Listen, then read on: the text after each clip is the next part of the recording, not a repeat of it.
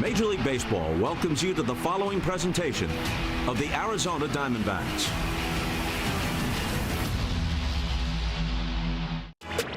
The Arizona Diamondbacks have always had a deep connection with the baseball-loving country of Mexico, from the fan base to the players. They have played exhibition games in Hermosillo and Monterrey, dating back to 1998. But this weekend, for the first time ever, the D-backs will play a regular season series out of the border. Mexico City, the largest city in North America, welcomes in the Padres and Diamondbacks for a National League West showdown. From Estadio de Béisbol, Alfredo Harpelú. Bienvenidos a la Serie de la Ciudad de México. Elevado profundo, la bola va para atrás, para atrás. Padres, Diamondbacks, a continuación en D-Backs TV.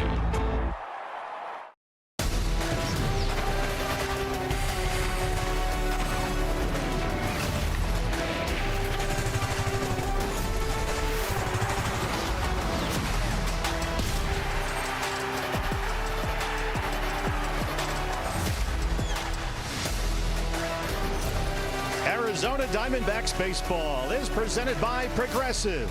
Major League Baseball's World Tour has arrived for its latest leg, the Mexico City Series. We conclude today with the Diamondbacks and the Padres on D-Backs TV. And good afternoon from El Estadio Alfredo Harpelú. Steve Berthiaume and Tom Candiotti along the way. Diamondbacks and Padres wrapping up the Mexico City version of this tour. And Candy, we start with some encouraging Diamondback injury news, beginning with Zach Gallen. Yeah, it sure was encouraging. Zach Gallen, I think, really avoid anything serious. Looks like he might have a seam tattoo on the back of his right arm. A hard hit ball, just kind of scraped it. He kind of cushioned the blow as he turned, and I think that probably saved him from possibly missing a couple starts. Right shoulder contusion. Torlavello encouraged. Zach will make his next start. Geraldo Perdomo left with a left ankle sprain. Minimal swelling today, feeling much better this morning. Yeah, it looks like they're going to avoid the IL with him. In fact, Torre said that he might even be available today, so that's really a good thing. And if not, you got a day off tomorrow, and he should be ready to go in Milwaukee. So Gallen and Perdomo, very encouraging with both those guys. So Jose Fernandez is in at shortstop for Perdomo. It's the Trajan Wells starting lineup. Oh, I love this. You know, Fernandez is, he has always been, besides being a good clutch hitter, he's been an infielder. And so he's got good instincts at shortstop. I think you're not going to miss a beat out there. He's really, really talented. Well, you want to get to the Padres starter in this series. As we learned last night, it is a lockdown San Diego bullpen. They're up against Michael King today. Ryan Nelson goes for the Diamondbacks. Yeah, King has been really, really good right now. And so you got to get to him because we got a little bit of a taste of some medicine for the Padres bullpen. And Ryan Nelson got to have that short memory, put it out of sight, out of mind, and go right to him. Go after these guys. Yeah, want no part of Mason Miller at the back end of these games. We'll take a break for now. From beautiful Mexico City, the Mexico City Series Tour concludes. First pitch is coming up next on D-Backs TV.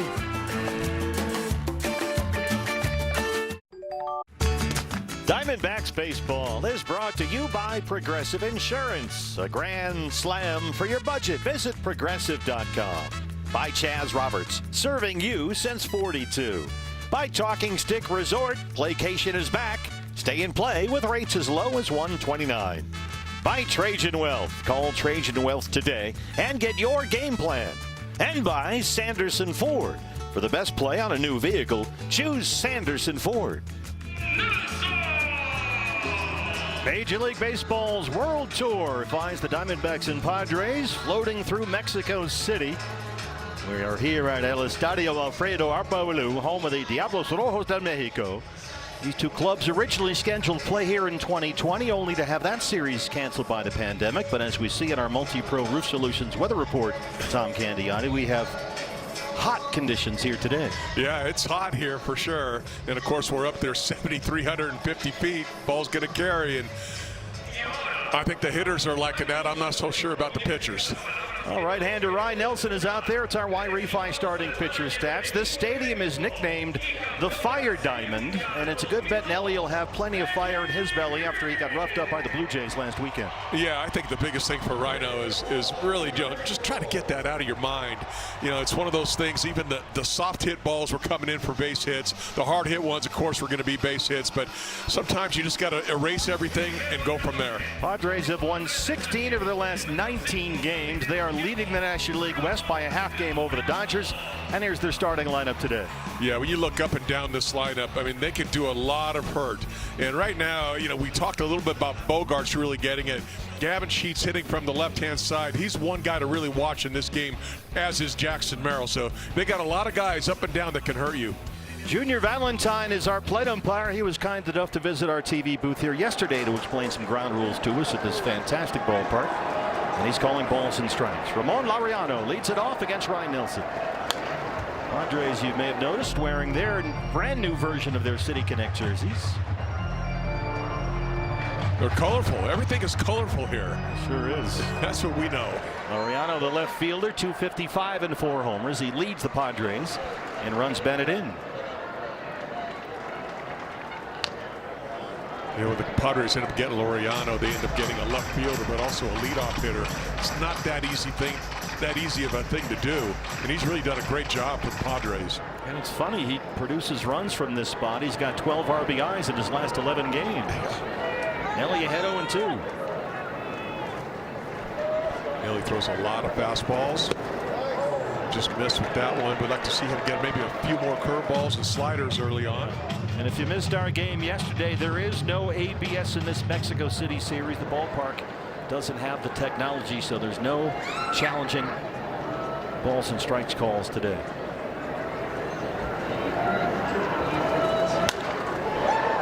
As a caveat, both clubs are allowed to add a 27th man to their rosters. You can't make it a pitcher. And so the Diamondbacks before the game today activated Jesus Valdez, a 28-year-old rookie, who, if he gets into the game, will be making his major league debut. He's a middle infielder. Yeah, you really had to do that, you know, with the absence of Perdomo. Yeah. And there's a good start for Ryan Nelson as Adrian Del Castillo hangs on to the foul tip. Love that high fastball. Blew it right by him, and it's not like it's a secret. They know it's coming. And that's a well-executed pitch by Rhino. Well, Jose Fernandez at shortstop with Geraldo Perdomo not in the starting lineup. It's the Diamondback defense presented by CarShield. Yeah, I mean, when you look at Jose Fernandez, you know, he's got instincts of an infielder. He came up as a middle infielder. He's very lanky. He's got a good arm. I think he's going to fill in a shortstop just fine. Started over 100 games at shortstop last season at Double-A Amarillo. Tatis, who still has not homered this year, takes Gurriel back to the warning track and left, and there's a quick second out for Ryan Nelson. Cutter right down the bottom of the zone, and he kept him in the park. Jeep, keys to the game. Candy, you're up. Well, I think when you look at the keys, the defense has to be a little better. It was pretty shabby yesterday. Really got away from them some, and so I think, you know, you've got to play a good game of defense because you can't give extra outs. And for Rhino, out of sight, out of mind. Pretend like the last outing never even happened. Forget about it and just go from there. Jackson Merrill bats third. This is inside at 97. Merrill at 204. He's got 3 homers. Drew a walk and scored a run to kickstart that Padres 7th inning yesterday in the opener, but the batting average has been dwindling. Barely above 200. I think it's fair to say, Candy, that top half of the 7th inning was their worst half inning of the season and their worst half inning in quite some time. Yeah, it really was. I mean, it was just... I mean, losing track of disengagements, 3 walks, a batter, a couple of defensive errors. I mean, everything that could have gone wrong did. Yeah. But Mr. Relay Man, it got by him. Yeah, so let's put that behind us and move on here and get a split. And then it's off to Milwaukee after the game here today. 2-1 on Jackson Merrill. That was Torey Lovullo's message today. We beat ourselves. That's really what happened. They had a nice little lead, gave it all back. Just everything went wrong at the wrong time, really. Snowballed awfully quickly. Well, Nelly looking to get things back on track. There's the fastball again, and it's 2-2. He's thrown one already at 99 miles an hour. That one came up at 97, so he's got pop today. Merrill has been striking out in bunches lately. 2 for his last 29 with 15 punchouts. He's hit a real dry spell. Right back to that heater at 98. Nelly's had a lot of success against the Padres in his young career. He's really had some good numbers against them. So you know he feels comfortable going out and pitching against this club. A lot of Padre fans here. Diamondbacks well represented as well.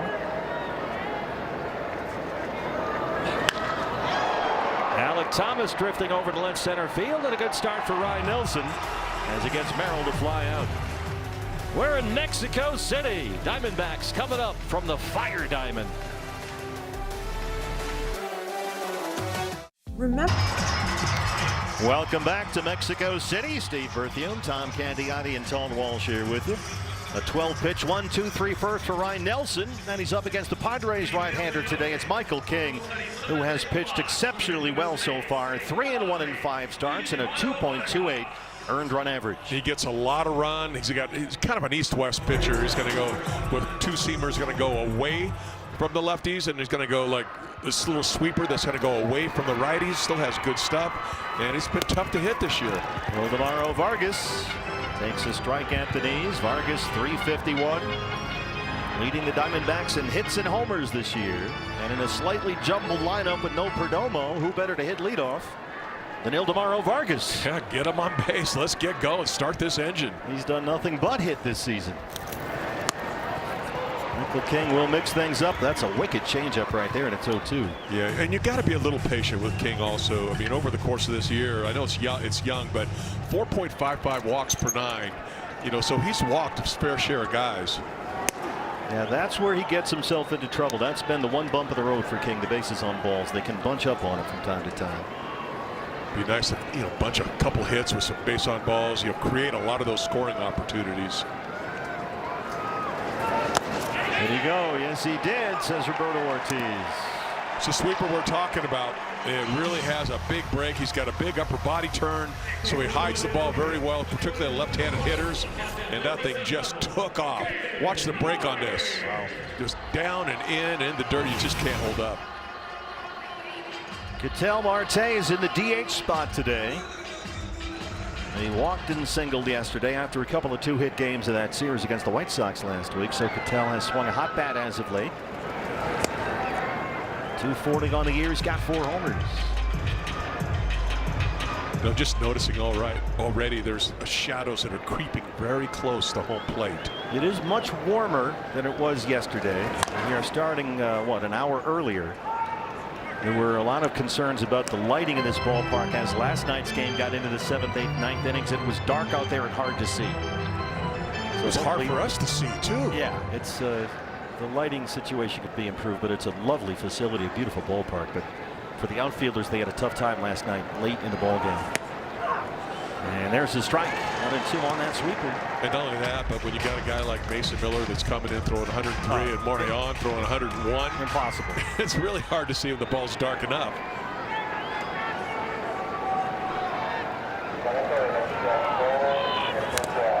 Michael King has won each of his previous 3 starts. He's beaten the Pirates, the Mariners, and the Angels.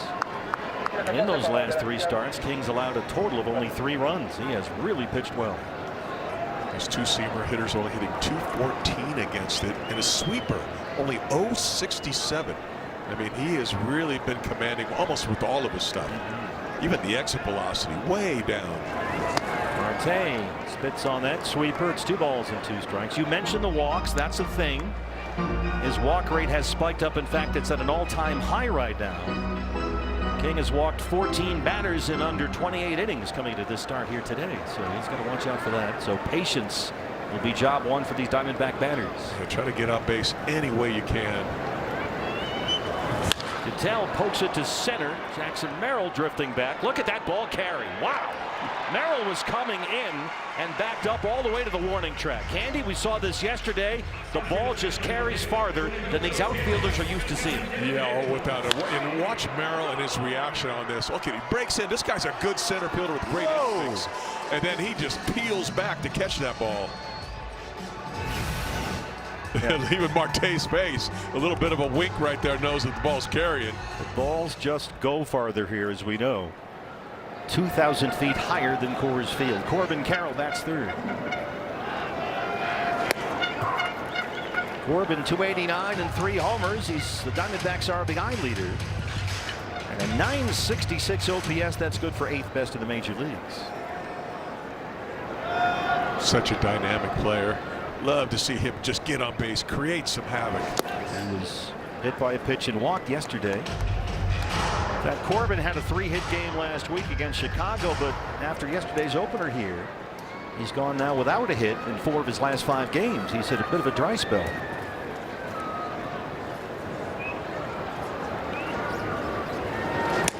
I think when hitters also, when they come to this place, at least when we're around the hitters, they're all licking their chops. I mean, this is like going into Coors Field for a 4-game series. And we expected a dozen home runs in the game yesterday. Didn't quite reach that number, thankfully.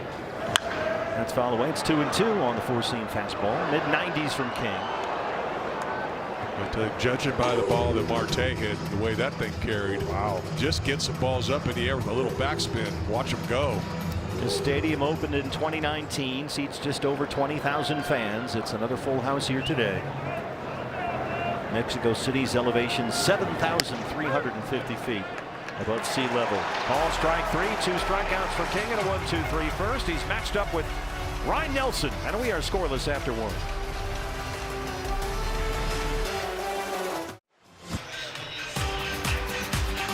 Diamondbacks baseball is brought to you by Progressive Insurance. A grand slam for your budget. Visit Progressive.com. By Y-Refi. Do you need relief from private student loan debt? Go to Y-Refi.com. And by Shamrock Farms, Arizona's hometown dairy. El Estadio Alfredo Arpalu here in Mexico City. The great Rodrigo Lopez, who is the general manager of the Team Mexico World Baseball Organization, is here with us doing Diamondbacks radio with Oscar Soria, the Hall of Famer. As Manny Machado starts off the second against Ryan Nelson. Nelly coming off a 12-pitch 1-2-3 first. Look at the OPS on Manny Machado, 615. Yeah, that's just not Manny. Oh, he's hitting less than 200. I mean, he's got to turn that up a little bit. He is such a big RBI bat. And he has homered twice this year, but they're still waiting for the power and the line drives. You don't often hear this, but Manny Machado has a .291 slugging percentage this year. That is hard to wrap your head around. You think about him and Tatis not hitting for slug. And they have the best record in baseball. Yeah. That's fouled away. Manny singled and scored a run yesterday. In fact, he's hit in 3 in a row. And the Padres have got it rolling. They have won 16 of 19. They are 18-8 percentage-wise, is baseball's best record. They've won 6 straight series, and today look for a Mexico City series sweep. That's also over the overhang here, out of play. Padres a little bit like the D-backs early on, really scuffled right out of the chute. And boy, did they turn it on. I think they won 16 out of their last 19 games. Yep. 16 of 19. Craig Stammen, the first-year manager, a half-game lead over the Dodgers atop the National League West. Manny fighting these off. San Diego did seem to have an advantage here in the stands yesterday. There are a number of Padre fans here, so much so that Craig Stammen said it felt like Petco South for his club. So the D-backs in that regard fighting a bit of an uphill battle. Still 1-2. 3 consecutive foul balls by Machado, and finally Nelly wears him down at 98. Oh, what a nice fastball again. He's showing this one was well elevated. And that's what you do. You get him in swing mode, and then you go upstairs and can't catch up with that. Nobody's going to hit that one. He's punched out 2 of the first 4. Got to be careful, though, with Xander Bogaerts, who leads the Padres and hits an OPS. He's kind of turning the page a little bit, going back to his glory days with Boston, the way he's swinging the bat right now. Bogaerts had a 5-game hit streak snapped yesterday, punched out 3 times. He had a rough start to the season, opened up 4 for 32 in their first 8. But he has kicked it into high gear. Yeah, those big numbers. Also has good numbers against Nelly, 5 for 14 with 3 career home runs against him. Yeah, this is a danger man here for Ryan Nelson. Here's a look. StatCast 3D presented by Google Cloud. Yeah, speak of the devil, right? You got Bogaerts and the 4-seam fastball. You got 2 hits on those. The slider, the sweeper down there, but he likes jumping on that high fastball. Yeah, that's a good example. Nelly with some fastballs below the belt in that mix. You can't make those mistakes. He certainly found that out last Sunday against the Blue Jays. It's a pretty good breaking ball that Nelly threw there. Just got to keep him honest. 2 balls and a strike on Xander Bogaerts. Bogart's hot right now. He's hit .361 in his last 17 games.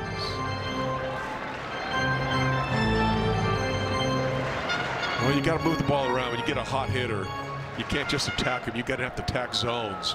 You're going to have to go in. You're going to have to go out. You're going to got to go up. You got to read his swing to see where he's weak. They got him to chase that one, but he poked it into very short right for the first Padre hit. Oh, and Nelly made a really good pitch. This was a little cutter slider on the outside part of the play. I mean, Bogarts, all he did was touch it with his bat. And he got lucky enough and blopped it into right field. Just off the outer edge, and Bogarts dropped the bat head way down there to protect and winds up with a one-out single ahead of Gavin Sheets. You get hits like that when you're going well. Yeah, I bet. Gavin Sheets at first base for the Padres today. 228, 3 homers. He singled home 2 runs with a base hit in that Padres 7th inning yesterday.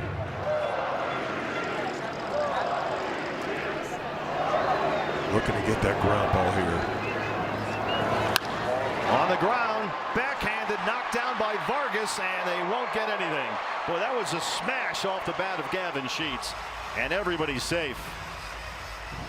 Nailed that ball, and just a backhand try. I really thought Vargas was going to be able to handle that one, and unfortunately could not. And now everybody's safe instead of being able to turn a double play. 88 miles an hour off the bat. He was able to get a glove on it.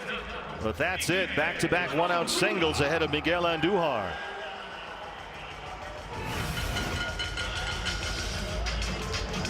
You got to be careful with Andujar because he can really swing the bat.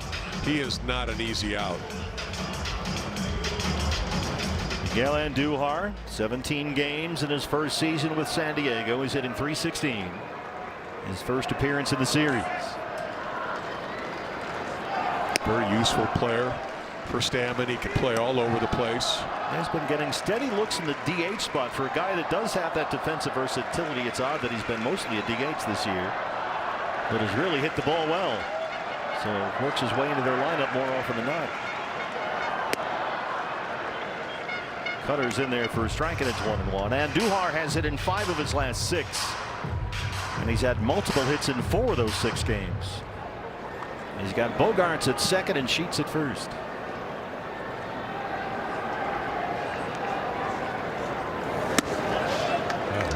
Got way away from him that time. There is a nice breeze that's picked up. It's very comfortable in the stands here, particularly under this giant overhang. But there is a light breeze coming in straight away from center field.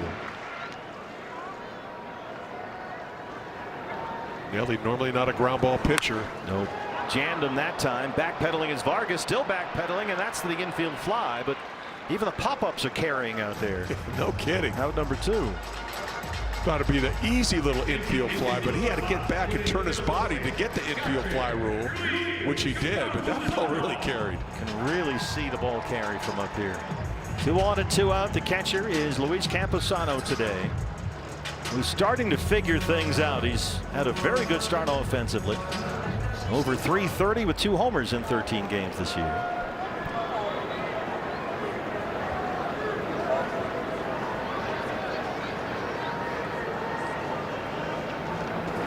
Nelly this year, he's really struggled with runners in scoring position.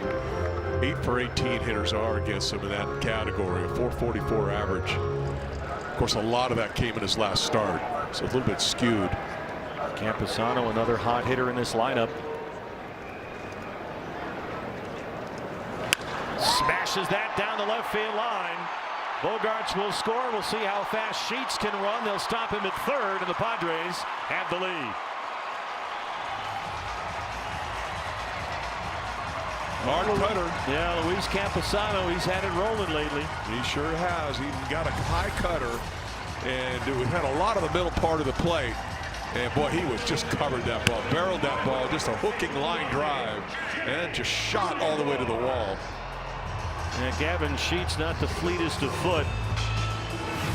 Bob Henley, the third base coach, stops him there. Ryan Kaplan out to the mound to check in with Ryan Nelson, who's given up 3 hits in this inning. And now trails at 1-0.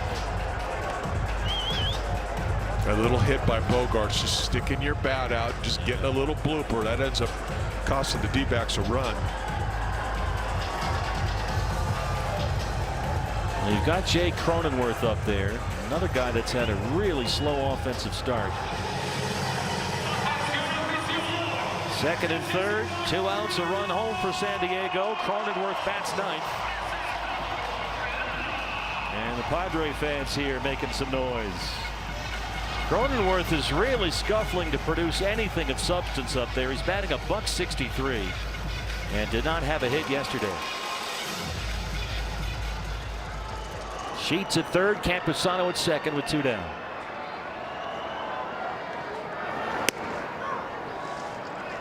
Boy, Nelly's stuff really looks crisp too. At 96, 97 mile an hour fastballs.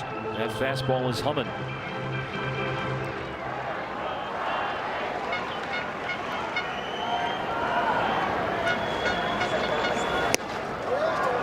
Big cut. Threw it right by him. This is where, for a guy that doesn't have that ground ball, let's call it ability or ground ball quality, to get out of a jam like this, he could just blow it by guys and kind of bully them a little bit here with that heater. You know, so far this year too, it's a stat that really kind of, it's an early season, but when you see a stat where he's only stranded 33% of the runners this year who've been on base. That, you know, that number normally is somewhere up in the 60s and 70s. That's why you get those big innings. He's missed with 2 fastballs. All 4-seam fastballs from Nelson and Cronenworth here. He does have an open base, but I'd rather go after Cronenworth the way he's swinging the bat. Pop foul. Arenado will not have enough time to get there. Decent amount of foul ground at this facility, but not a lot of room behind home plate if you're thinking about a wild pitch or a pass ball. 4-10 to straightaway center here. 3:32 down the lines. Wind is blowing in. 2-2 on Jake Cronenworth. Jake Cronenworth does not get cheated either. He swings hard every offering. Candy, he has not shown him anything other than that 4-seam fastball. That's it. He's coming right after him, and he's got decent numbers against Nelly in his career. 6 for 23. Got a home run, a double. And you could tell he's not seeing the ball well. Home plate now covered in shadow from the overhang. He's fighting these off. Nelson's going to ride or die with that 4-seamer. I mean, he's barely getting a piece of that ball. That's been a couple of them like that. But he hasn't been able to get that third one by him. Look at that, 7 straight fastballs, all up in the high 90s. He's fouled off 3 consecutive. Pitch number 8, and they get that right here. Missed inside, and it's full 3-2. You've got Laureano, the leadoff man, on deck. Don't want to flip that lineup card over. Then you have the danger of a really big inning. That's the problem. I think you got to go after him with a fastball here. I don't think you can take a chance on throwing a breaking ball when you haven't thrown one in 8 pitches. Nelly reaches up and snags it. Ryan Nelson, the former Oregon shortstop, with a high hopper. And he strands 2, but the Padres get 1. It's 1-0 San Diego here in Mexico City. Teamwork. Casey Wilcox in the Diamondback dugout chatting with Torey Lovullo. How about that play by Ryan Nelson, Candy, the former Oregon Ducks shortstop? A pitcher showing his athleticism. Get him up there. He's tall enough anyway, but a former shortstop, he can glove it, knows what to do, runs it over to first, and makes an easy little toss. After a long battle with Jake Cronenworth. Lourdes Gurriel Jr. leads off the second against Michael King. Gurriel in the cleanup spot today. Like to get Lourdes going. Yeah, just sitting at 0-50 right now. Here's Michael King, our progressive player profile. 2-0 in 3 career starts against the Diamondbacks. He's had their number. He's not given up a run against them. Yeah, he's thrown well against them. You got to make this guy a little uncomfortable. You got to get some guys on base, and hopefully you can, that starts with a few walks. We talked about that. That's been his bugaboo this year. The sweepers off the zone. Gurriel spits on that one. It's a 1 for 20 start for Lourdes. 5 games since coming off last September's ACL reconstruction on that right knee. And again, won't offer at that. This is the kind of at-bat, Candy, that you're wanting to see. This is what you were talking about, staying patient. Be very, very patient against him. He's trying to get Gurriel to swing at those pitches. Del Castillo on deck. Fouled away. Once you work the count in your favor, normally that's when you can get a good pitch to hit. Pick and choose. He had one right there. He just fouled it off. King had 2 strikeouts in a 15-pitch first.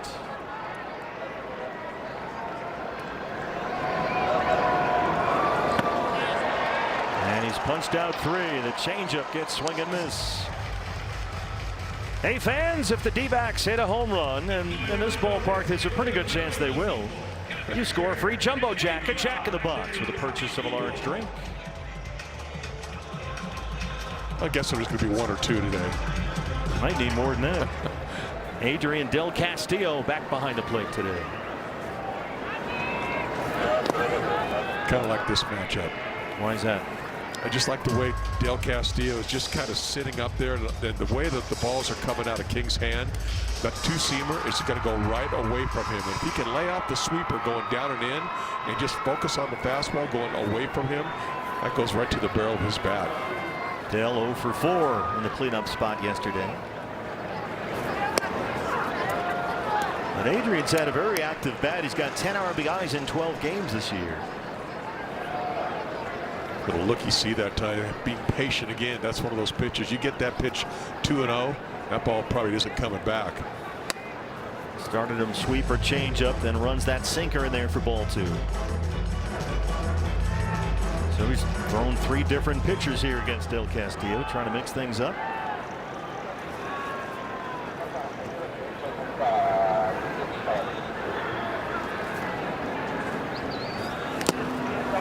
Got him out front. That was the pitch you're talking about. That landed right in his happy zone. Yep. Again, that's, he's had 2 swings now where he's basically been ahead in the count. And that's what you want.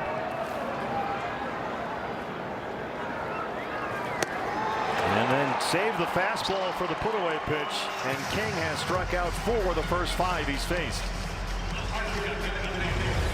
Went up a little higher on the velo, 96. But he just popped it up high above the strike zone. Amazing the difference between having a hitter's count and a pitcher's count. You can get that ball up in the zone. You can get him to chase instead of having to come into the zone. Jose Fernandez is the shortstop today. 319, 11 runs batted in. Torey Lovullo told us this morning that Geraldo Perdomo's left ankle has minimal swelling. The discomfort for Jerry much improved after leaving last night's game. And they feel very strongly that they'll be able to avoid an IL stint with Perdomo, and in fact he could be available off the bench later today if need be. So that's really encouraging news on Perdomo. Yeah, and also with the D-backs having a day off tomorrow, that'll also help Perdomo heal a little bit. We'll fly to Milwaukee after this one, day off tomorrow, and then 3 against the Brewers starting on Tuesday. Did not offer, says Jordan Baker, crew chief down there at first. Well, Fernandez had a key hit for the Diamondbacks yesterday. He smoked that ball into left center. Drove in the game's first 2 runs. Looking for more of the same right here. Now to 1-2. Good take. Sweeper off the plate, down and away. He's fishing. He wants these guys to swing at those pitches, right? Yeah, and especially young kids like Fernandez. The book on him is throw him spin away. And it's great when he can lay off a pitch like that, especially a big sweeper.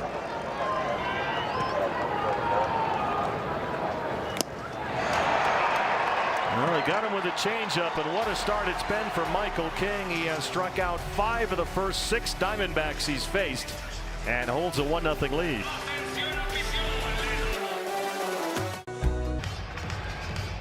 Back in Mexico City, where the Diamondbacks have their hands full with Padres right-hander Michael King. They trail it 1-0. It's our raffle fiesta, which concludes today after the game. Buy your tickets online. We've had a rolling jackpot now all the way through this game here today. You can buy your tickets online from anywhere in the state of Arizona at dbacks.com/5050. It's 3 games worth of jackpots in 1. And you saw the specials right there. dbacks.com/5050. The raffle fiesta. Someone's going to win half the total jackpot here later today. Get in the action. 3 games worth of jackpots all in one. It's up over $40,000 so far. Ramon Laureano leads off the third against Ryan Nelson.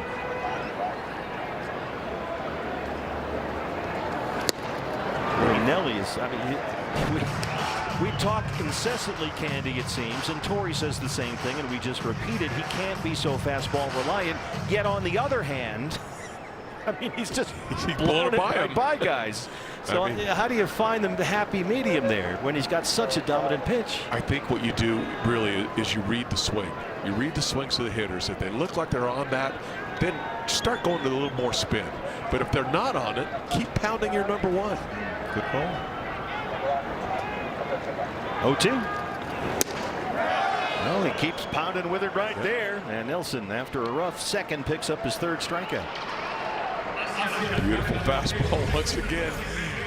99 miles an hour, top of the zone. See you later. Second time he got him. And see, that's the pitch that he missed with middle against the Blue Jays last week, right? Yeah, absolutely. You know, trying to get those pitches up, they end up being in the middle. And they just did enough to get the ball where nobody was. Tatis flied out deep to left on the first pitch he saw his first time up. Takes a hack at another first pitch fastball. And it's 0-1. It's now been 114 plate appearances this year without a Tatis home run. It is the longest homerless drought to begin a season in his career. Well, you made a good point between him and Machado not doing anything, and yet the Padres, with the record they have. It's, yeah, Cronenworth's struggling as well, and you know, Merrill's gone a bit of a downturn lately, but here they are, 18-8, the best record in the majors in terms of winning percentage and leading the National League West.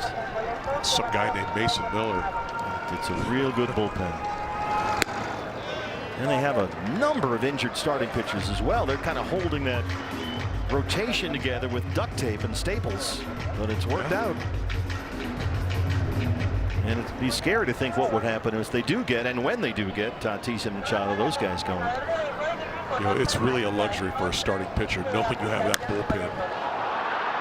Out in front of that cutter just a bit and hooked it foul. It's 2-2. That shadow with this tremendous overhang here in this beautiful ballpark, which covers anyone sitting in the infield and really between the foul poles. But it creates a shadow during day games. It's going to creep its way across from the first base line out toward home plate. There's a good look at it. This is a beautiful ballpark. He tried to get a little front door slider action going there, but missed inside it. It's full 3-2. And the shadows make a big difference because hitters are trying to read spin. You know, that's where their pitch recognition comes from early on. So when you have shadows like that, particularly when they're around the pitcher, you can't see them very quickly. Well, the cutter just sort of sailed on Nelly. And he walks Tatis with 1 out ahead of Jackson Merrill. First base on balls issued by Ryan Nelson. Even though he doesn't have a home run, Tatis, you still got to be very careful with him. Oh, yeah. And Nelly didn't want to give him anything good there to hit. Missed off the plate. If you're a pitcher and you've ever watched him take batting practice, you'll turn in your uniform. Nope. It's fun to watch, though. Merrill flied out to win the first his first time up. Nelly had a 12-pitch first, but was at 40 pitches after that long second. So he's had to labor here. Now at 50 for the ball game. Nelly very difficult to run on also. He's starting to spray that fastball around a bit. It's 2-0. Merrill up there right now in a 2-for-30 skid. He has struck out in half those at bats.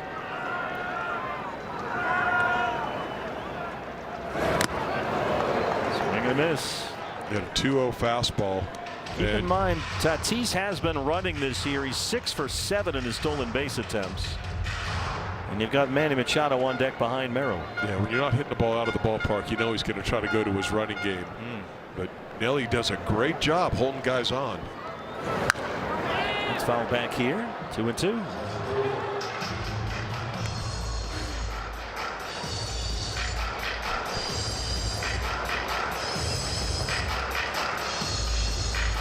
Not normally a ground ball pitcher, but could take one right here. Hard hit ball to Vargas. Get yourself a double play. Infield defense is pinched up the middle. Just got a piece of it. All 8 runs against Ryan Nelson last week versus the Blue Jays were earned. The first 7 Toronto batters he faced had base hits against him. But he was adamant after the game he's not going to let one start define him. He's not going to go down some rabbit hole of a million different things to think about after a start like that. And he's come out aggressively here so far today. Adrian Del Castillo with an equipment check. I think that's good. I mean, a guy that is, I mean, it's not unfair to call him at this point a one-dimensional pitcher, but he's not backing off from that fastball. This one caught Dell. They knew it right away, just looked right down at the glove. That's how the White Sox lost their catcher Kyle Teal. He had a foul ball tip off his glove hand, wound up with a fractured hand. That's why we didn't see Teal catching for Chicago last week. And Max Esposito over there having a look at Dell's hand. You ever take a look at these old retired catchers and what their hands look like? one. Are you kidding me? I work with one. The knees don't work. The hands don't work. It's hilarious. Oh.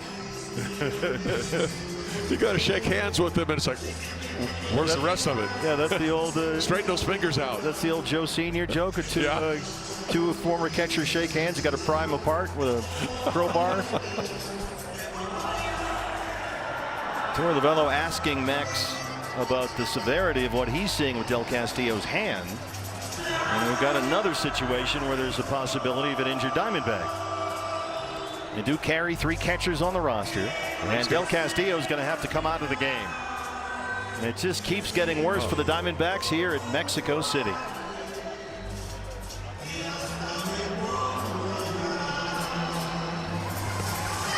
Aramis Garcia and James McCann also on the roster. And so one of them is going to have to get suited up.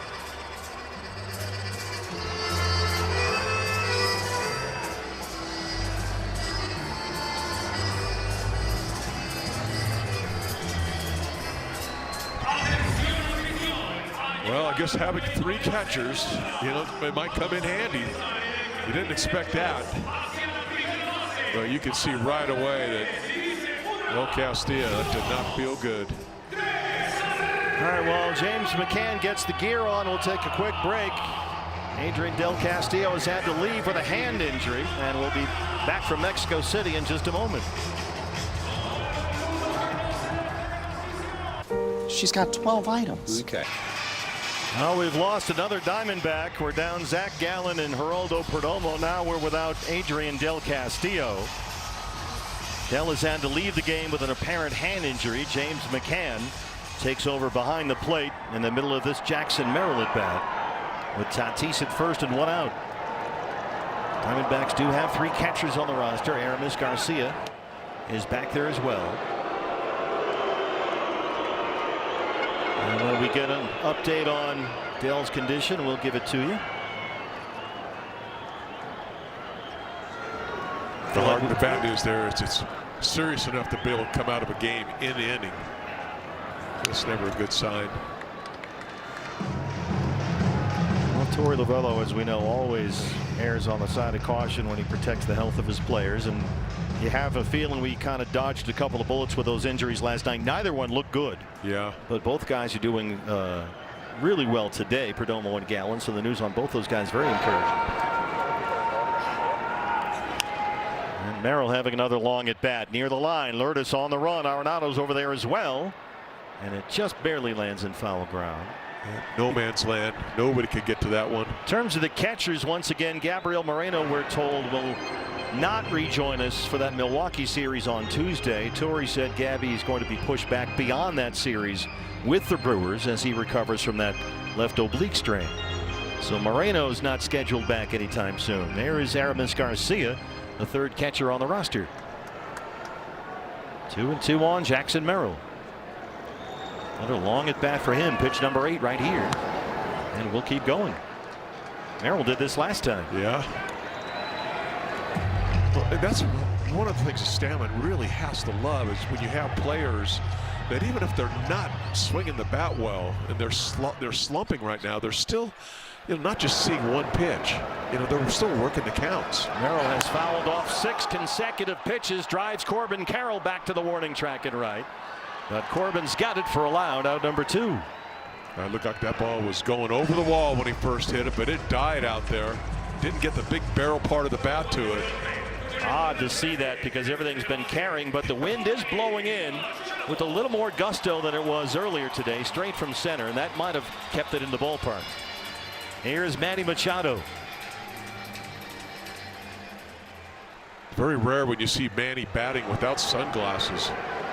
That's a good point. They do have more cloud cover overhead now. Machado drills it deep to left center field. This one's headed toward the fence, and it's gone. 105 off the bat for Manny Machado. That's his 3rd. And the Padres have a 3-0 lead. He wasn't waiting around either. He was jumping all over that first pitch fastball. He got it a little bit elevated.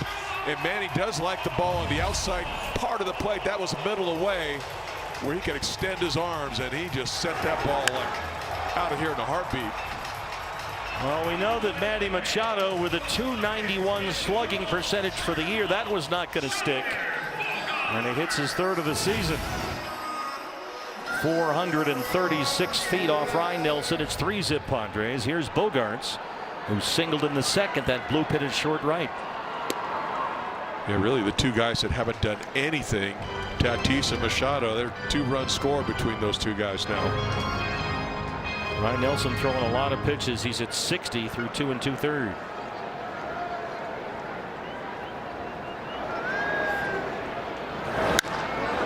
Bogarts pops it up. It's hanging up and right for Corbin. Well, the walk to Tatis, the injury to Del Castillo, the homer to Machado. It's 3-0 San Diego.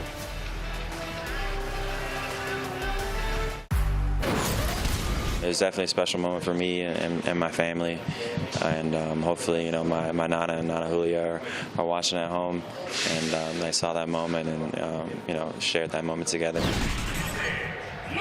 It was quite a moment last night here in game 1 of the series. Alek Thomas with a home run, and that is the ball actually that was retrieved in the bullpen by his teammate Juan Murillo, who brought it back to Alek, and Alex Valley very, very happy to have that. And Steve, he detailed yesterday his connection, obviously playing for Mexico in the World Baseball Classic and honoring his mother's heritage. And this is a young man who's had several electrifying moments in a very short career.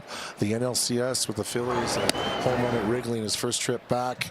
This one here that we saw last night, he's got a taste for it, doesn't he? He sure does, and he is in his glory. That was quite a moment. To homer in his first at bat of this series after all the interviews he's done with so many Latin media members had to be a thrill for him. And it was great that his folks were here, mom and dad, Marcella and Alan. Alex's mom, Marcella, is from Sonora in western Mexico. And he has very proudly represented Team Mexico in the last 2 World Baseball Classics, playing for Rodrigo Lopez. Yeah, doing well. Well, it's 3-1 on Nolan Arenado as they try to get something going against King, who has struck out 5 of the first 6 batters he's faced in the ball game. Yeah, this is the kind of a bat you want. He works the count to his favor now, 3-1, looking for 1 pitch if he gets it. Otherwise, take the walk. Didn't like that one. Sweepers in there for a strike. Nolan singled twice yesterday, his 6th multi-hit game in his last 10. He's really had a hot bat lately. He's hitting .395 in his last 10 games. Full count, 3-2.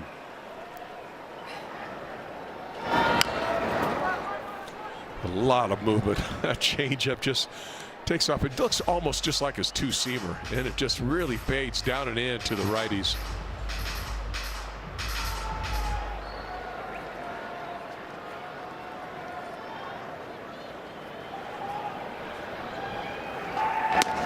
And there you go, leadoff walk for Arenado to try to get something started in the bottom of the 3rd. Their first base runner against King.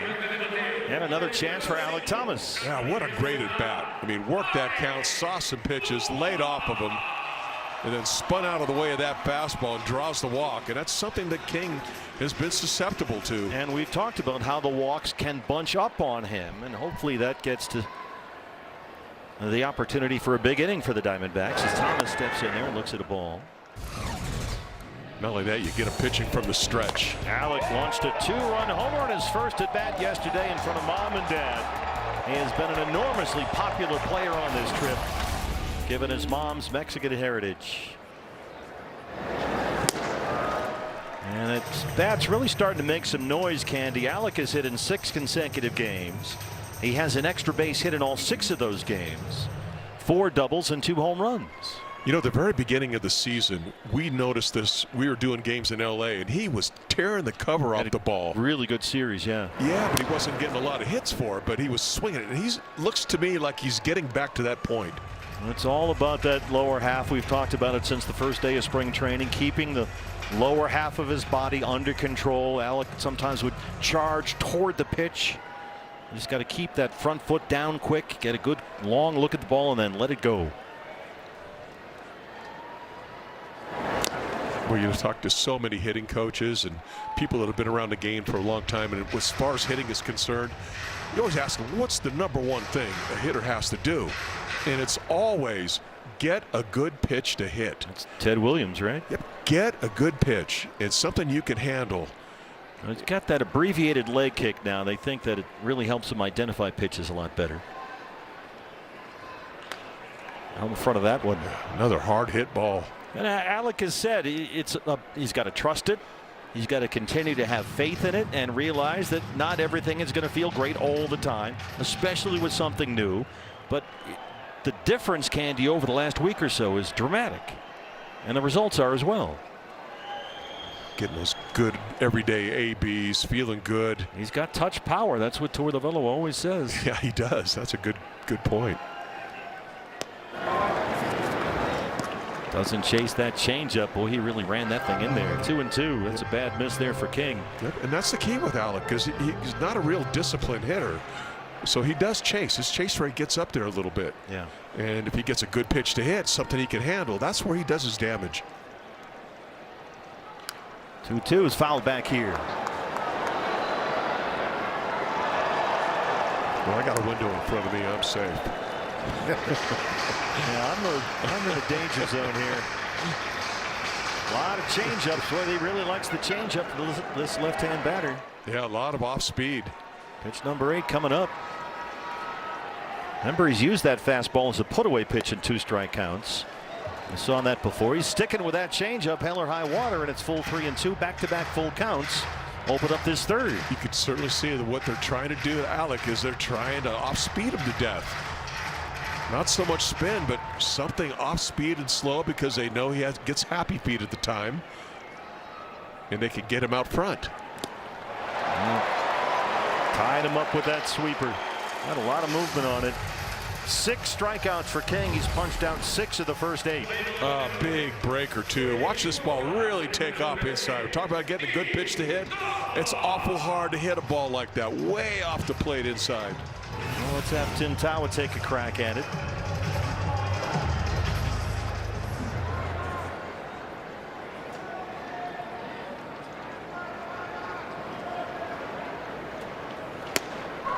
Tim getting a start at first base today. It's a different look to this lineup.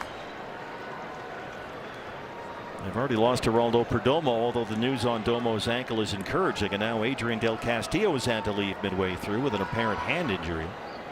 James McCann has taken over behind the plate. You've got Vargas at second because Marte's DHing, so you have Tawa at first. No Perdomo. Fernandez is at short. It's a little bit of a different look around the diamond today. We've had a lot of lineup manipulation in this series.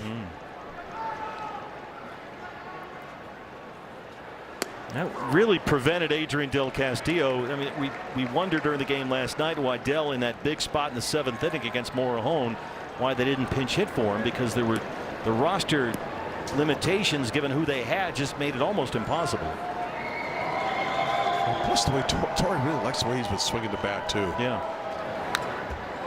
Tawa fouls off a fastball, and it's still 1-2.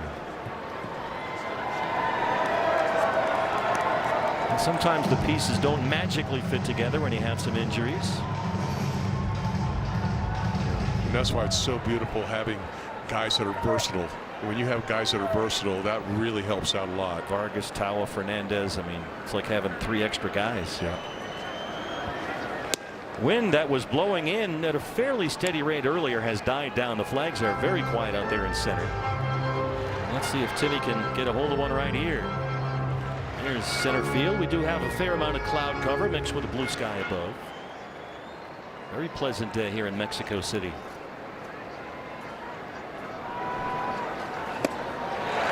Well, he got the fastball by him at 96, and King has 7 strikeouts against the first 9 batters he's faced. Oh, that was right there. That was one that Timmy would like to have back there. He could have hit this ball a long ways. Watch the location of this fastball, just dead central. Just a foul tip. Ildemaro Vargas is in the leadoff spot. He struck out his first time up.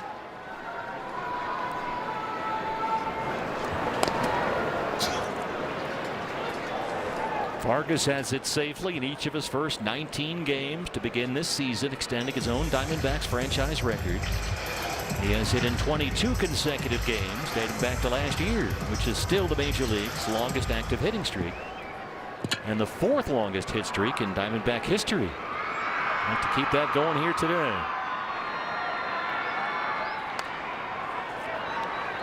Along the right field line, Sheets is drifting over there. Cronenworth from second. It's carrying and headed toward the seats, but he's got it, and they strand that leadoff walk.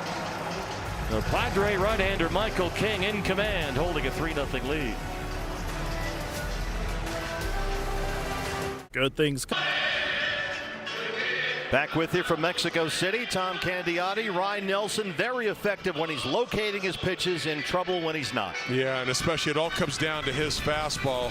When he can work that fastball up at the top of the zone. Location, look at that, up at the top. It just explodes up there. Another one up there, just can't hold up on it. But what happens when you get a little bit of a spin and you get it down, middle part of the plate? Those are the ones that get hit. And you can see what was happening with those two. Luis Camposano, an RBI double in the second. Manny Machado, a 2-run home run in the third. 3-0 Padres. Gavin Sheets leads off the 4th.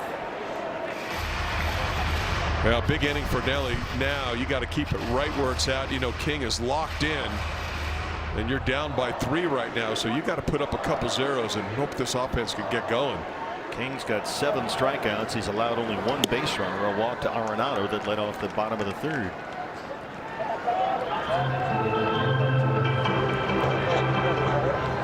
Really need to be effective to get towards the bottom of the order here. To get a quick inning too. He's over 60 pitches already. Gavin Sheets, 4 hit and miss seasons in Chicago with the White Sox. Took a minor league deal with the Padres last spring and had the best season of his career. 19 homers. He drove in 71 runs, and now he's back playing with the Padres nearly every day this year. Both as a DH and first base. Big part of their offense last year and this year. Some left-handed pop. Did most of his damage, Sheets, last year in the first half of the season. He's got Andujar behind him, then it's Luis Camposano. Kind of faded a bit down the stretch, but still the numbers were what they were.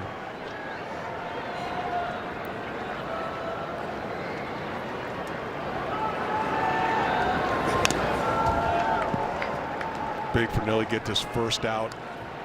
Always sets up an inning. One thing about Nelly, Candy, sometimes it reminds me of Robbie Ray when he was with the Diamondbacks. 2-strike foul balls. Yeah. A lot of 2-strike foul balls. And the pitch count skyrocket.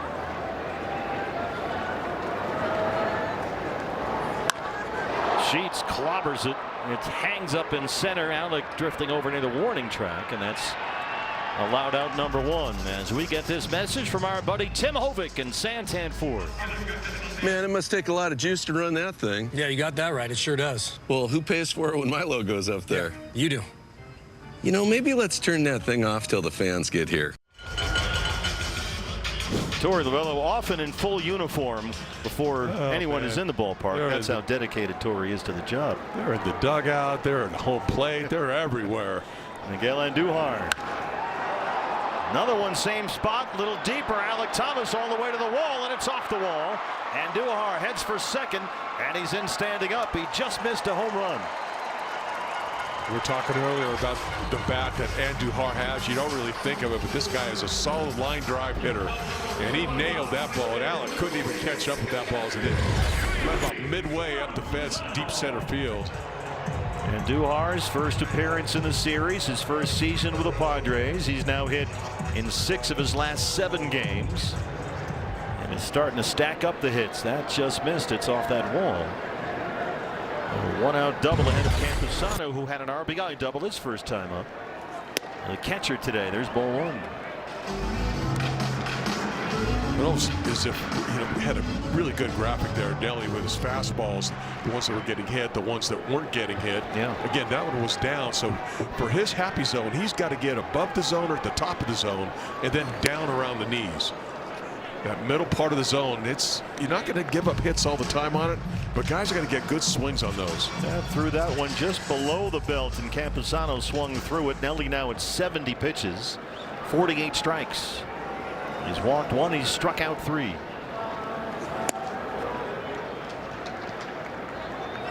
There's a while where you wondered if Campusano was going to make it. He's been and had been one of their top prospects for years, a catcher that at times didn't seem to be able to catch or hit, but boy, he had a big season in the minors last year and is off to a great start this year.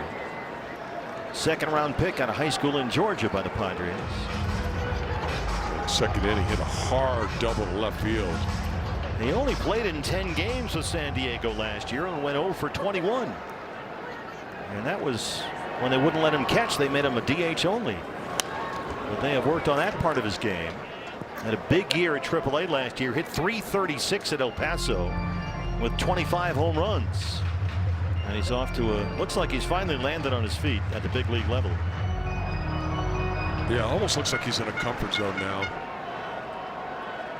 A lot of young guys go through that time where they're not quite sure if they belong or not. I think he knows he belongs. Particularly at the catching position, too. I mean, the wonder that, well, maybe make him an outfielder, first baseman, DH, but he's the catcher, and he's sharing time with Fermin back there. This pitch, good four-seamer right there. He had a big hack at that. Got Junior Valentine, our plate umpire.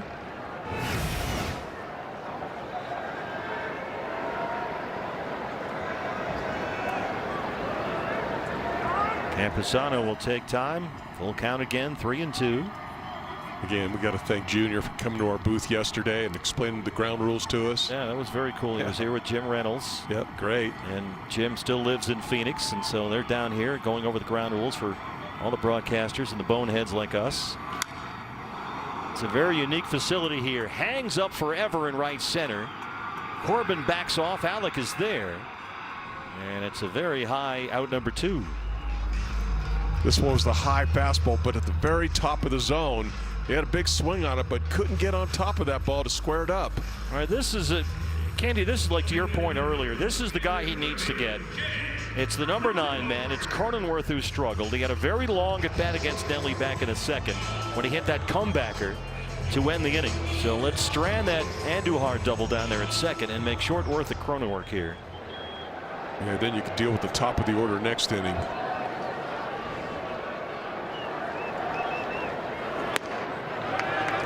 This is up with a fastball.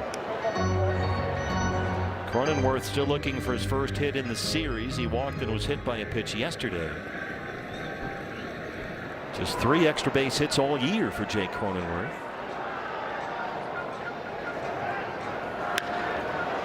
Here you go. Nice little weak ground ball to second. And Ryan Nelson strands that double, but he trails it 3-0. We're in Mexico City, where the Diamondbacks Baseball Network is being presented by Progressive. Sorry, folks. San Diego right-hander Michael King, 3 innings, no hits, a walk. Candy, he's got 7 strikeouts. Yeah, 7 out of 10 batters. He's been doing it with almost everything. The sweeper, the changeup, that thing just bite down and in. The high fastball and the occasional high fastball, and again, spots it on the outside part of the plate. Look at that sweeper. That thing just disappeared. He's only allowed 1 base runner, a walk to Nolan Arenado that led off the 3rd, and that has been it. Ketel Marte, the DH, starts the 4th. Michael King pitched 5 seasons mostly out of the bullpen for the Yankees. Wanted to start. Padres gave him a chance a couple of years ago when he was acquired in the trade that sent Juan Soto to New York, and he made the transition look easy. Through 170 innings, won 13 games, had more than 200 strikeouts, and was a tremendous success for the Padres. Had a 2.95 ERA for the season. Missed 3 months over the summer last year. Had a pinched nerve in his right shoulder, limited to 15 starts, and is back healthy and throwing this year. Rolls over to first, knocked down by Sheets, recovers, King covers, and that's the first out. And a big sweeper. This one just catches maybe the lower outside corner, and he just rolls over the top of it. Tough pitch. Michael King hustling over. Michael King from Warwick, Rhode Island. Went to Bishop Hendrick in high school, pitched at Boston College. Originally a 12th round pick by Miami back in 2016. Corbin Carroll. Corbin struck out to win the first. Trying to get this offense rocking to see if Corbin can get something done here. They really haven't sniffed a base hit against this guy. I mean, he just really has him off balance. San Diego counting on King to hold things together with a rotation that is dealing with a wave of injuries. Griffin Canning rehabbing an Achilles tear. Nick Pivetta has a flexor strain. They just recently lost him. It's going to be weeks and maybe months, says Craig Stammet about Pivetta.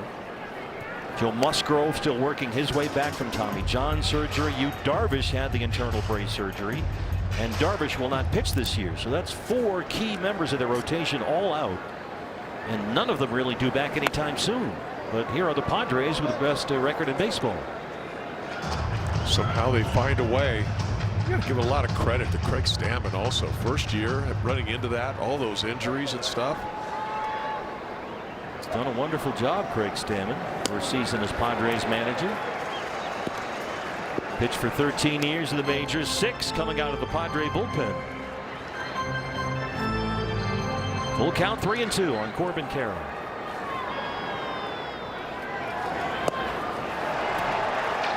That's the sinker running away. 8 strikeouts for King. They just can't quite figure him out.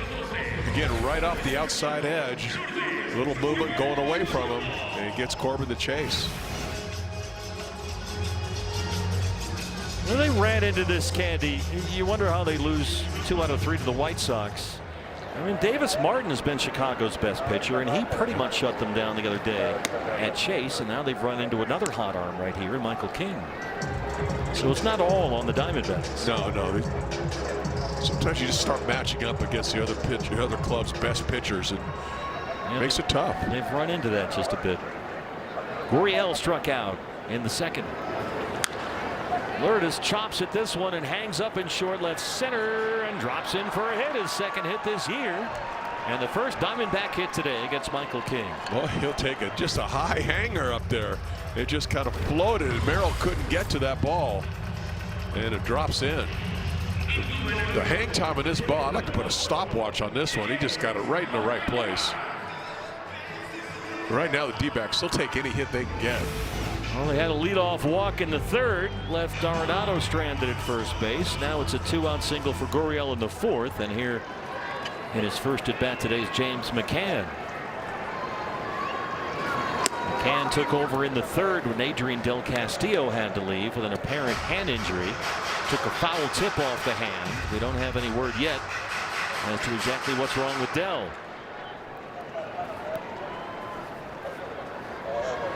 It's 3 players in less than 2 games. 3 key players have had to leave with injuries. McCann up the middle, right by King, but Cronenworth is there. And they strand the Gurriel single. 4 scoreless for the Padre right-hander, who leads it 3-0. That sword. Todd Walsh back here in Mexico City. Padres 3-0 top of the 5th, and Steve and Tom did some random exit polling over the last couple of days, talking to Diamondback fans who are here about the ballpark. Everybody loves it. So unique, as you mentioned, Steve. The amenities, the food. There's a Pizza Hut here. You can get a milkshake if you're looking for one. I can attest to that. It's easy to move around, but I talked to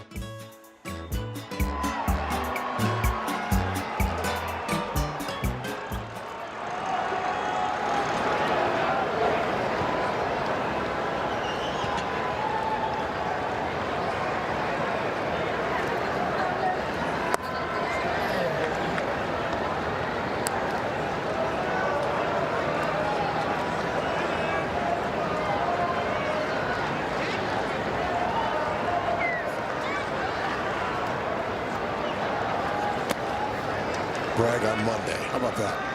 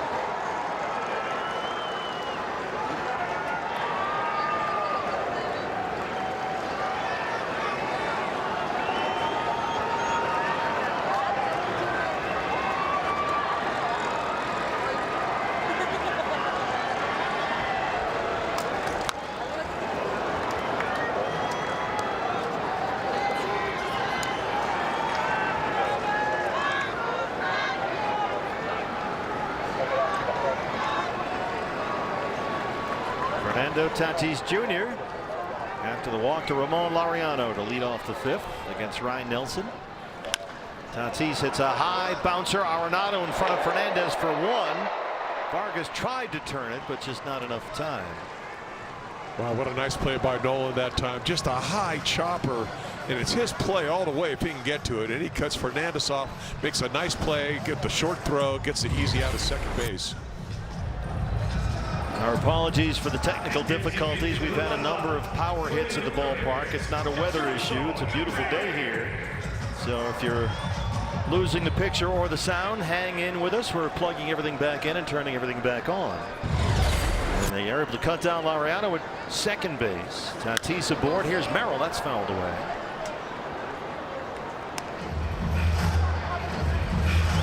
This is about as intense an environment, I imagine, Tom Candiati, as this ballpark can contain, and sometimes the power needs are a little bit more. Yeah. So we seem to be back with you functional for the moment. It's a jammed house here 2 nights in a row, 2 days in a row. It's being tested. Yeah.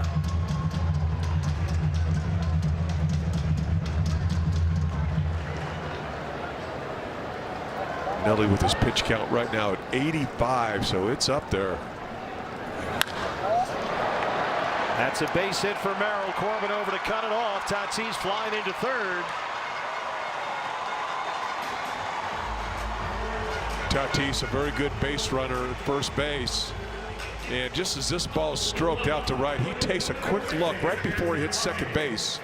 And he sees if that ball shoots the gap or if Corbin got it. He happened to see Corbin got it, so he shut it down and just ended up at third base. A fastball four-seamer right there, mid-thigh high. And Merrill hits it, Corbin gets it in. And Tatis heads over to third base. And now it's Manny Machado, who homered his last time up back in the third. A 2-run shot that made it 3-0 San Diego.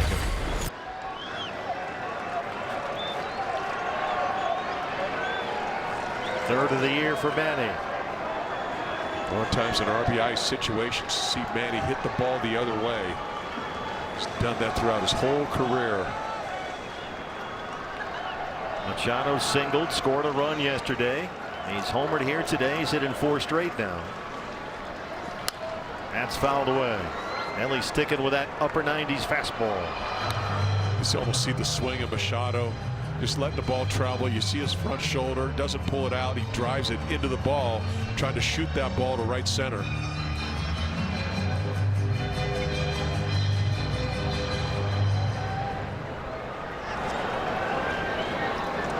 At At this point, Ryan Nelson is nearly throwing 100% fastballs to the last several hitters.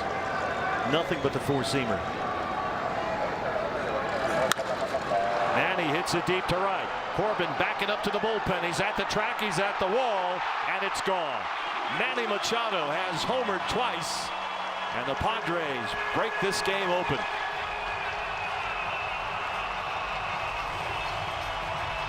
Machado having a come-out party in this game. He came into the game with a slugging percentage of .291.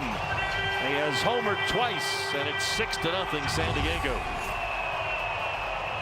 Took a fastball right there, top of the zone, and we were saying how he likes to hit the ball the other way with guys in scoring position. And sure enough, he drove that ball just enough to get it over the wall and right.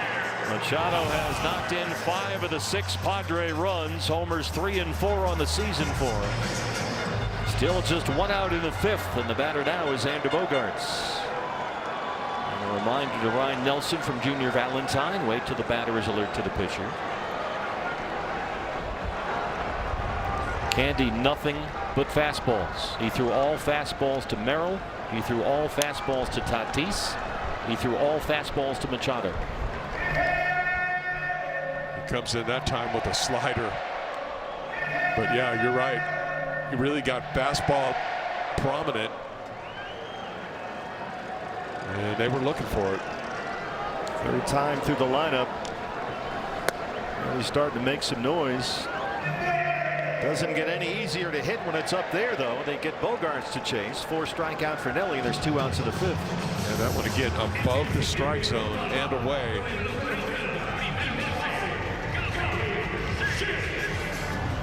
Good. 61 four-seam fastballs and only 28 other pitches. The repeated mantra from Torey Lovullo: he does not want Ryan Nelson to become fastball reliant, but we haven't found any alternate routes. Gavin Sheets is up there with a 1-0 count.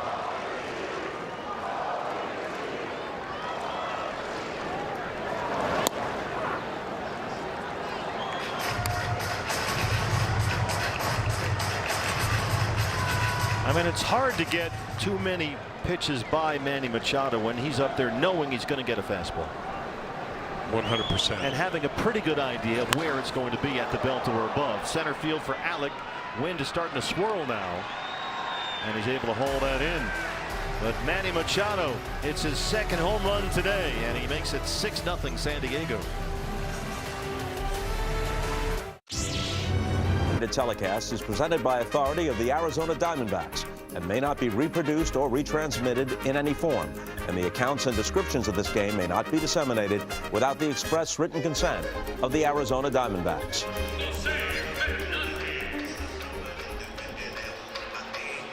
Welcome back to Mexico City. Torey Lovullo's Diamondbacks now trail the Padres 6-0 after the 2nd of 2 Manny Machado home runs. Machado has knocked in 5 of the 6 Padre runs. Jose Fernandez leads off the 5th against Michael King, who so far has 8 strikeouts and has allowed only 1 hit.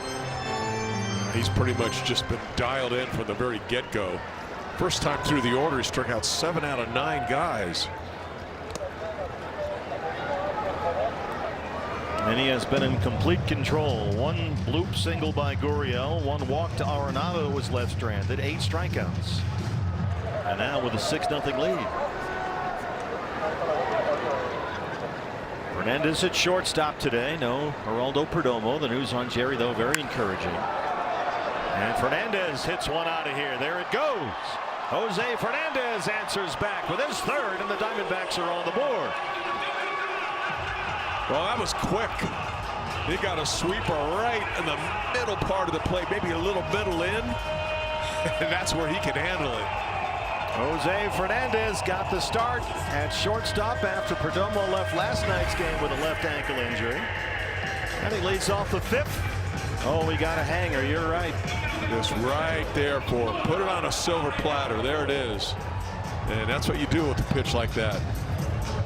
Well, let's see if that opens up some potential floodgates. Arenado drew that walk in the 3rd. That's a jumbo jack off the bat of Jose Fernandez. A free jumbo jack tomorrow at Jack in the Box with a purchase of a large drink.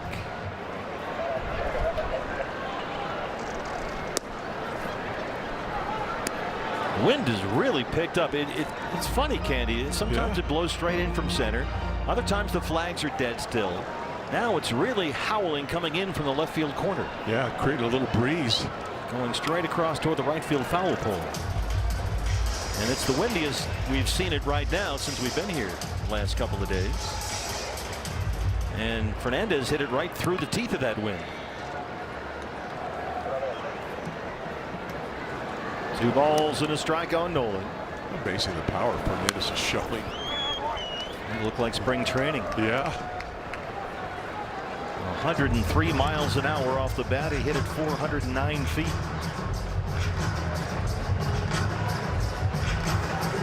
That wasn't even really one of those high fly balls that carry. That was just a high line drive. Well, they need to get some more. A couple guys on.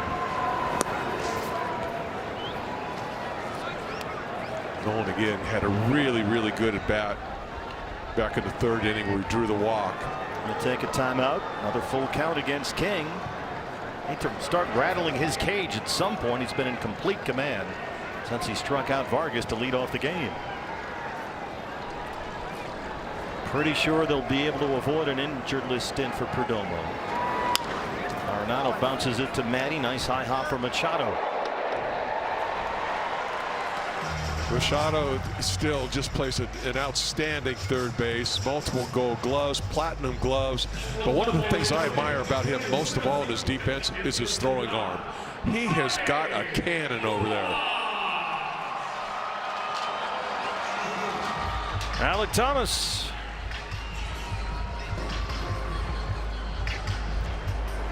See Manny out there. He's got sunglasses on. Not hitting with them, but he's got him in there in the field. The wind is really swirling right now.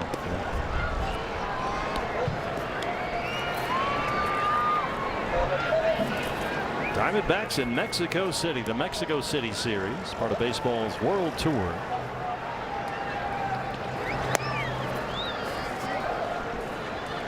These two teams were supposed to play this series here back in 2020. Of course, that got canceled by the pandemic. So this has been a matchup 6 years in the making. And Estadio Alfredo Arpelu, home of the Diablos Rojos de Mexico. Alec gets it up into that wind. Foul ground from Manny. J.R. House has to get out of the way here, and Machado's able to run it down. Let's get this message now from the Arizona Department of Health Services. Arizona's Quit Line offers free support. Whether you want to quit cigarettes, vapes, pouches, or chew, resources are available 24/7, no matter your insurance status. Tim Tao with a start at first base today. Tim, a strikeout victim back in the 3rd.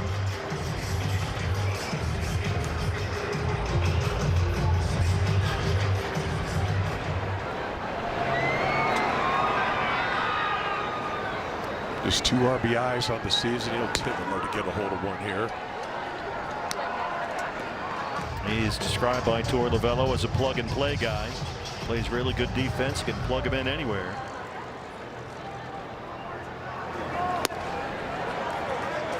Waves at that sweeper that really sweeps across the zone for strike 2. It's honestly one of the best sweepers in baseball. When he got it going like that, I mean, it covers so much ground.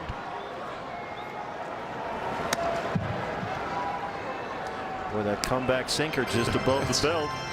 1 and 2. We talked at the beginning, you know, he's an east-west guy. He's got ball. The way he tunnels, instead of going north-south, his balls are going, you know, lateral, and it makes it tough.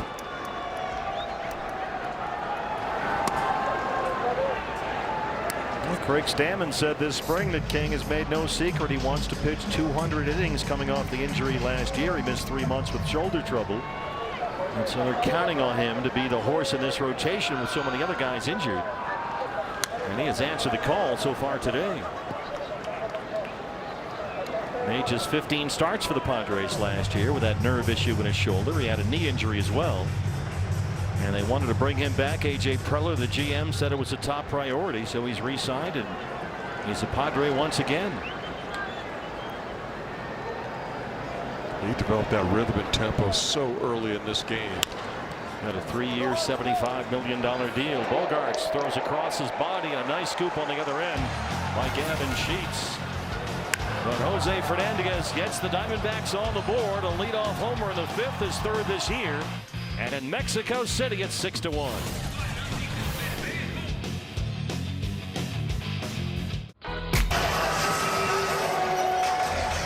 Diamondback fans, hey, there they are. They know where the cameras are. Diamondback fans know everything. Score big and authentic here at MLBshop.com. They've got all the official stuff, jerseys, memorabilia, hats, hoodies, the whole thing. Visit MLBshop.com/Diamondbacks. That's where the Lopez family gets all its Arizona Diamondbacks gear. Yeah. We shopped around for a little gear today. Yeah, we did. Didn't have much luck. It's all sold out. They're selling like hotcakes. 11 appearances for Kevin Ginkel. He is on to start the 6th against Miguel Andujar, who doubled his last time up. Ryan Nelson, 6 earned runs on 7 hits. Nelly went 5 innings. Walked 2, struck out 4 through 93 pitches. And now Ginkel gets the 6th. Big cut at that one. It's 1-1. 15 strikeouts against only 3 walks for Kevin this year. That's a good ratio to keep right there. For sure. Get that 5-to-1 ratio. Don't walk guys. Start punching missing bats. It's got the lower 3rd of the order here. Andujar, Campusano, Cronenworth, 7, 8, 9 in the San Diego 6th. Ginkel pitched a scoreless inning Tuesday against the White Sox. Followed that with 1 2/3 scoreless in the Thursday game against Chicago. And he makes his first appearance in this series. We're off to Milwaukee, Wisconsin after the game today. Off day there tomorrow. And then 3 against the Brewers starting on Tuesday. Have all 3 for you here on D-Backs TV. That's fouled away.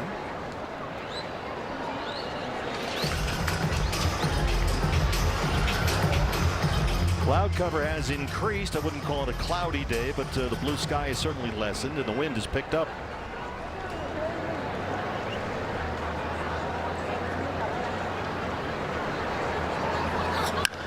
Hard hit to short. Bounces off Fernandez. Recovers nicely. High throw, and Tawa with that athleticism able to come down and get it. Well, that was hit hard off the bat of Andujar. 105 miles an hour right at Fernandez. Hit it hard, but you know, watch Fernandez. He gets his body in front of this ball, collects, but watch the throw. That was a rocket across. That remind me of Sean Dunston right there. That, it was a cannon. One of these guys they call a walking toolbox. He runs like a deer. He's got a cannon for a throwing arm. Hits everything hard. Plays every defensive position on the field. Campusano sends one deep, and this one's on its way. Luis Campusano, who had an RBI double in the 2nd, has a solo homer in the 6th, and it's 7-1 San Diego. The hitting in the number 8 hole. That's the 2nd time he has really cracked on a ball. Well, the concern, Candy, is Andujar hit it 105 miles an hour. Campusano drills a home run at 106. Boy, and that was the opposite way, too.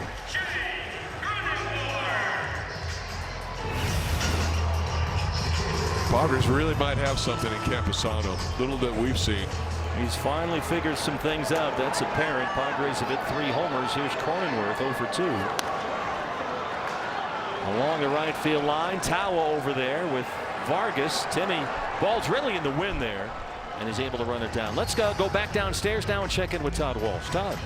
Hey, yeah, Steve, I just wanted to remind everyone of our post-game show after this game. We'll talk to Torrey and hopefully Ryan Nelson about maybe being overly reliant on the fastball, as you clearly chronicled throughout the course of his start. But I go back to last night and something that Zach Gallen said after we talked about the injury, and that was how he was able to control his breaking balls before he had to leave the game. And he said this: it just felt like Coors Field to me. I've pitched at Coors Field probably 10 times in my career, and I had a plan and an idea, and it clearly worked. Yeah, that was the thing, Todd, that was so upsetting, not just losing Zach to an injury. And there's a ground ball that Arenado cleans up, but he was in such a great rhythm and tempo.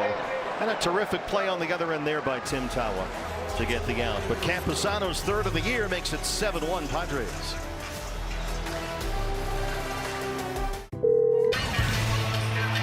Back with you from Mexico City. Bet365 gives us a look around the league. Kyle Harrison, the former Giant, dealing for the Brewers a double strikeout game, or dozen strikeout game against the Pirates. Milwaukee a game over 500. Fourth of the National League Central will be there tonight and open up a 3-game set with the Brewers starting on Tuesday at American Family Field. The Brewers, that's a scrappy team. They're scrappy.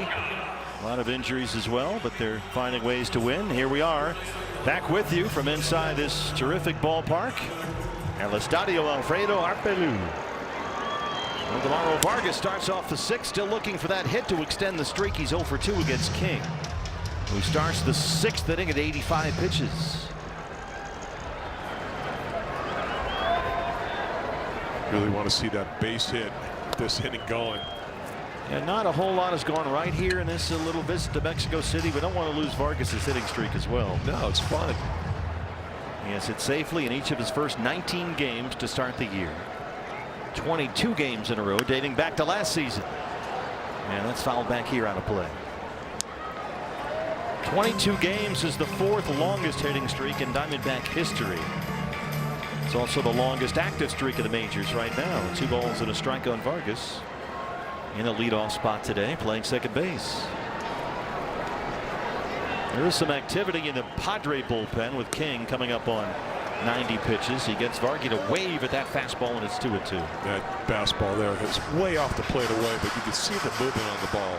Right. Again, just spectacular movement. There's Cattell waiting on deck. Corbin Carroll behind him.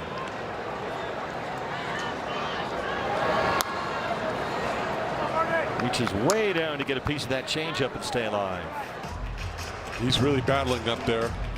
Fastball off the plate, changeup down and in. He said his approach to all this is just go through the day as routinely as he can, do everything he'd normally do as if this hitting streak weren't happening. But when that number gets big enough, it's got to get in your head at some point. Well, it keeps reminding you about it every day. Ryan Thompson in the Diamondback bullpen. Full count 3-2 on Eldemaro Vargas.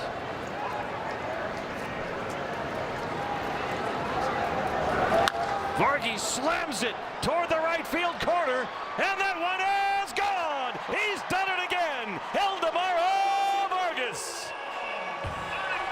He has hit in 20 consecutive games to start the season. He's hit in 23 straight, dating back to last year. It's another Diamondback home run, and it's 7-2. Two-seamer, top of the zone, covered it. A line shot, and I wasn't sure if Tatis was going to catch up with this. He just hit it hard enough, and it got over that wall. That's the 6th of the season for Eldemaro Vargas, who continues to lead the Diamondbacks in home runs this year. I think we all had that on the bingo card. Marte the batter now. Second Diamondback home run. The only drawback, they've both been solo shots. Fernandez to lead off the 5th, and now Vargas to lead off the 6th. 23 straight games, the 4th longest hit streak in franchise history. Wow, it was fun to see. Yep. Michael King in 5 starts this season had allowed only 1 home run. He's given up 2 in less than 6 innings here today, but granted, it's not your typical big league environment. Well, I think that ball that Fernandez hit, I think that would have gone out of any ballpark. Yeah. And the wind kind of pushed Vargas's home run toward that right field foul pole. Yeah. Otherwise, it might have gone into the Diamondback bullpen out there. Yeah, that's true. Had a chance. Yep. 2-2 on Cattell, who's got DH duty today. He's flied out, grounded out so far. 6th of the season for Vargas, and it's 7-2. Perdomo trying to sit near him, hoping some of that rubs off. Tatis in right, got a bad read and able to recover. Makes a sliding grab. He froze for a moment out there. And that's a platinum glove right fielder. And that one knuckled on him just a little bit, or the wind might have knocked it down. Yeah, he just had trouble reading the ball off the bat here. And he breaks back, he freezes, and then he goes, oh, I got to come in. And then was a little pop-up slide to make the catch. I think it was that same wind that caught Vargas's home run. Is blowing in right toward that right field foul pole from center. Now it's Corbin, who has struck out twice against King, 0 for 2. Just above the belt, but a strike, says Junior Valentine.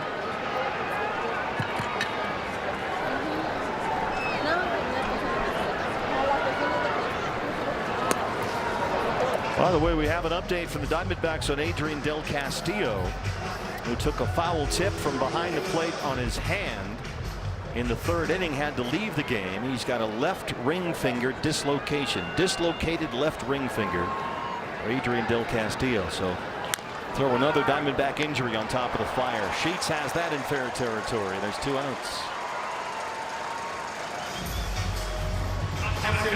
Dislocated finger for the catcher does not sound like he's going to be back tomorrow. No, that doesn't sound like it. He might need a few days on that one at least. Here's Gurriel, who got the Diamondbacks in the hit column with 2 outs in the 4th. A bloop single into shallow left center. 100 pitches down for King. Activity in the Padre pen.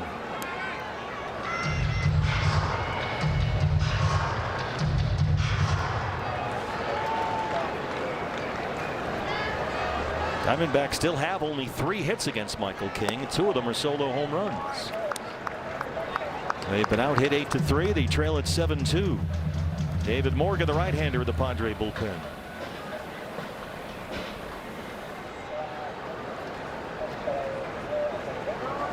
A little 2-out magic.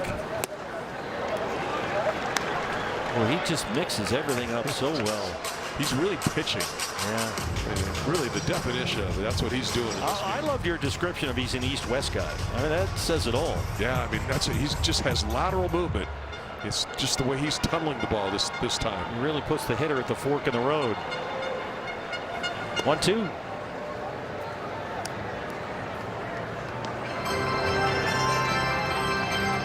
Especially when you have that great movement like he has. Ball flying all over the place. Left, right, it's breaking. He's used his changeup early on really effectively.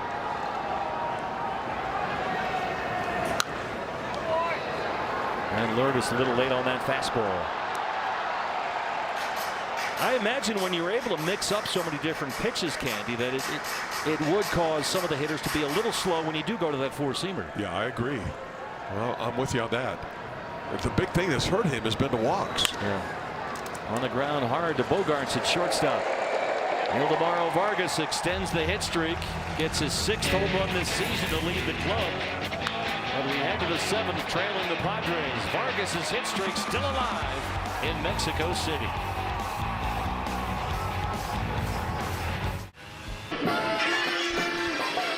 Diamondbacks baseball from Mexico City is being brought to you by Jeep. Hurry in for the Jeep Declaration of Deals. Jeep, there's only one. And by the Window Depot. Shop windows, doors, cabinets, and more at 8 Arizona locations.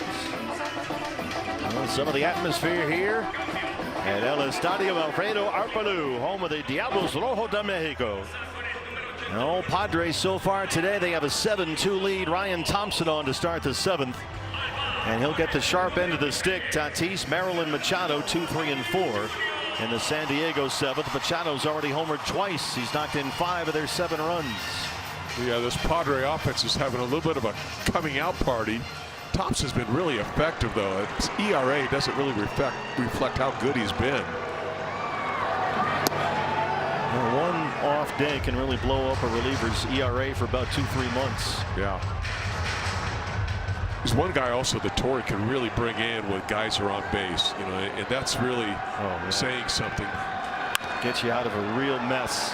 Tatis rolls it into center, a leadoff single. He's aboard for the 3rd time. Ahead of Jackson Merrill.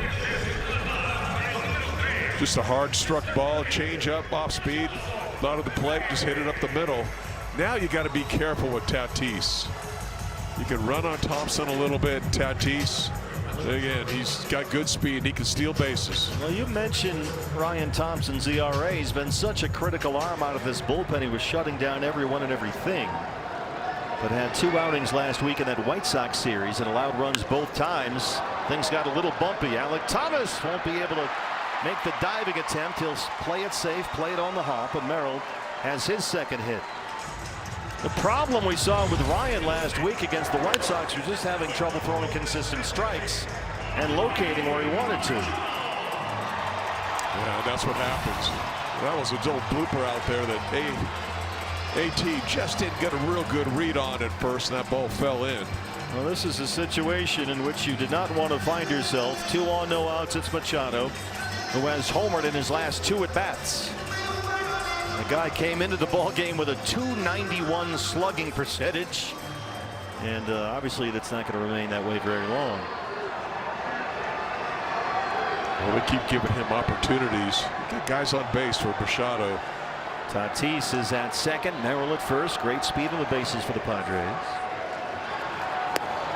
Swing and a miss on that big slider, and it's 0-1. The big frisbee got him.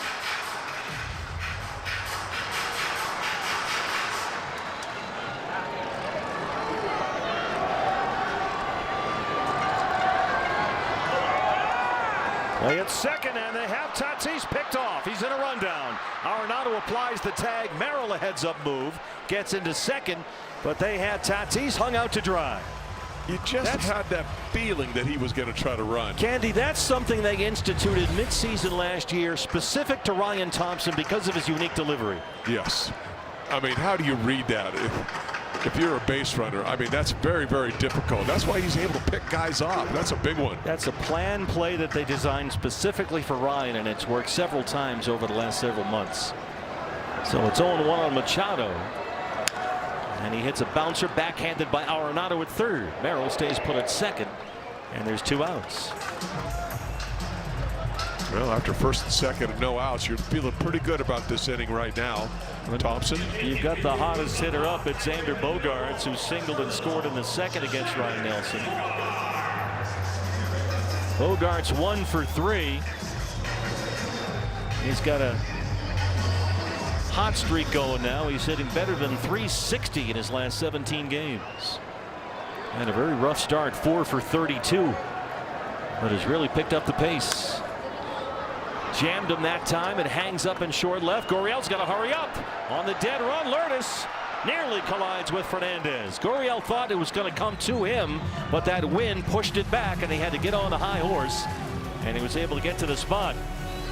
So Thompson gets out of a mess. We stretch in Mexico City, down 7-2.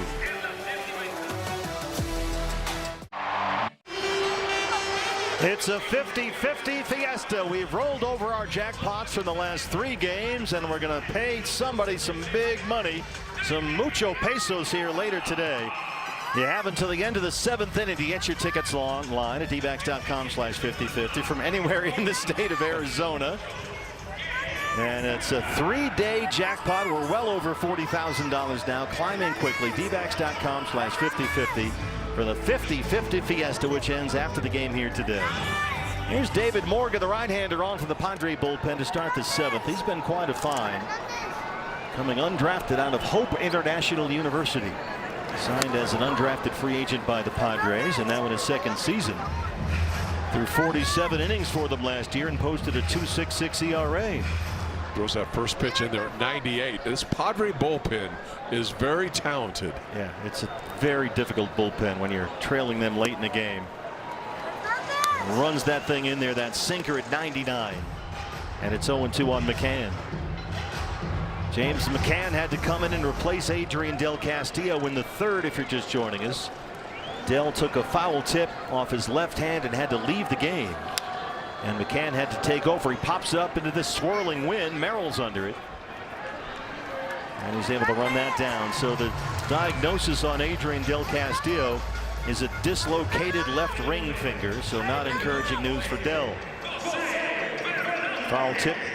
Foul tip caught him right on the glove hand. Here's Jose Fernandez, who led off the 5th against Michael King with a line drive homer, his 3rd of the year. He just turned this ball around inside, breaking ball, and he clobbered it. Our Chaz Roberts air conditioning and plumbing, cool play of the game. Padres have hit 3 home runs. Diamondbacks have hit 2. The problem is the Diamondback homers are both solo shots, and they have only 3 hits in the ball game.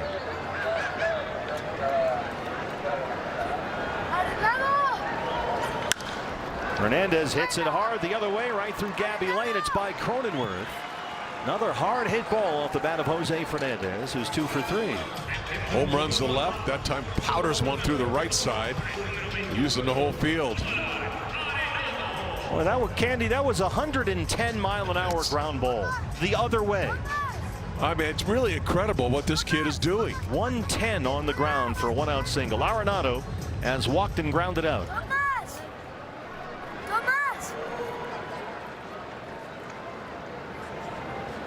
Tell you what, Nolan pops one right here. You get a different game. Very different game. And the way he's been swinging the bat lately, he can certainly do it. Arenado's been a hot hitter, hitting .395 in his last 10 games. Singled twice yesterday.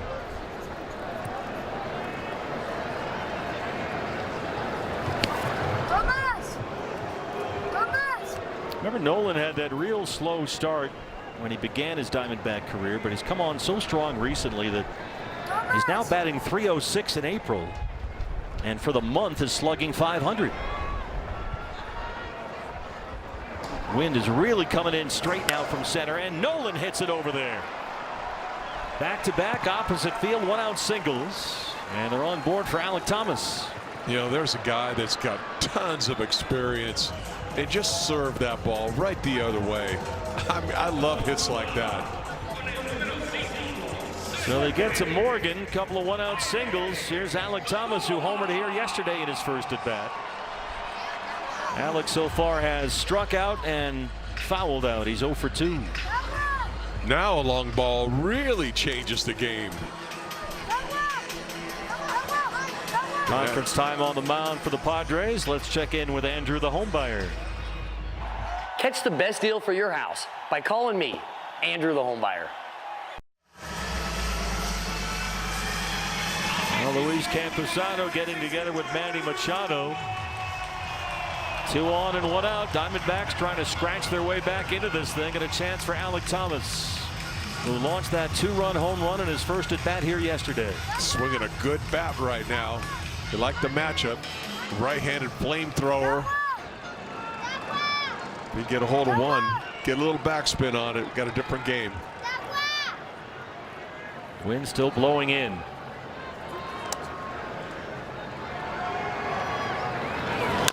High chopper. Bogarts in front of it. Collides with Cronenworth, and everybody's safe. Cronenworth came swooping in there. Bogarts was ready to field that one. They collided and they couldn't get it out. Boy, no voice command between the two. Either one of them could have made that play, and Cronenworth kind of took advantage that time, and that was really Bogart's ball, and because of that, no play is made. Arenado gets in safe. They scored a base hit for Alek, so 3 consecutive 1-out singles. Ruben Niebla, the pitching coach, will go out to the mound. Tim Tawa, the number 9 man, is the scheduled hitter. This is kind of has a feeling, Candy, that we had on the Diamondback side in the top of the 7th here yesterday, when suddenly everything started going wrong. Yeah, just missed plays. And this kind of has a very similar vibe to it right now. Let's see if we can make him pay for it now. You're at the very, very bottom of the order. Here's a look at the collision. And he tried for the diving tag, but he's holding the ball in his bare hand. Can't make a play that way, and not with replay. Cronenworth was at least able to gain control of the baseball, but had it with his bare hand and just did a swan dive toward Arenado, who got in there safely, according to the second base umpire Rob Drake. So the bases are full of Diamondbacks. 1 out, and here's Tawa 0 for 2. Yeah, really credit Arenado for hustling hard and getting down and sliding and getting in there. Big spot for Timmy. Bases loaded, 1 out.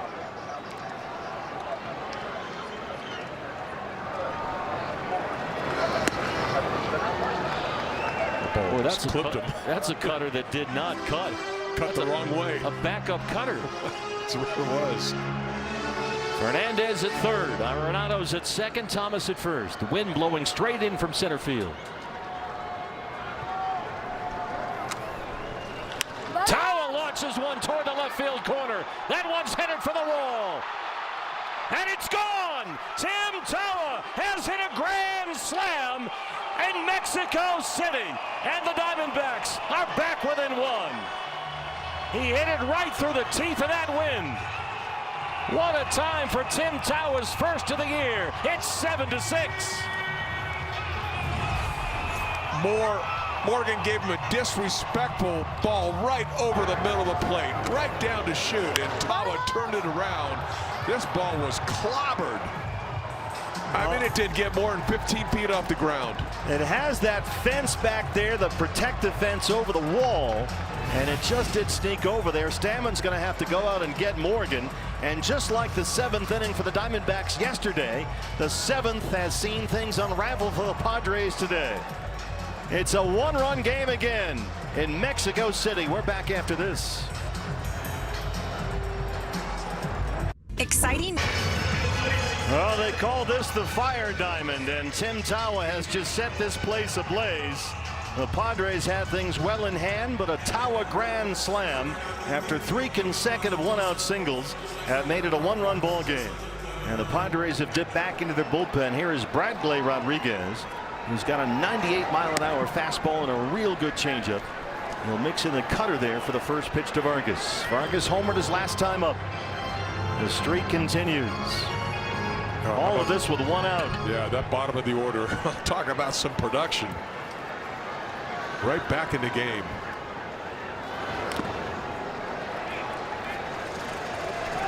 That was a changeup.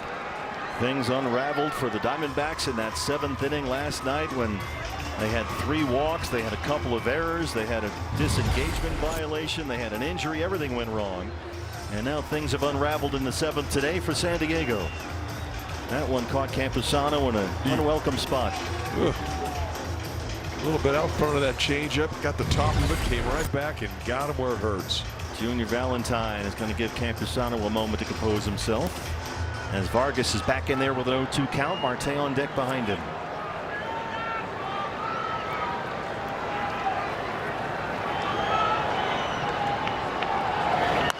That's fair ball down the line. Vargas shoots it by Sheets. It's in the corner for Tatis. He's got a big arm. Vargas is in there with a double. And that's the tying run. Marte coming to the plate. 5 hits in the inning for the Diamondbacks. 5 consecutive.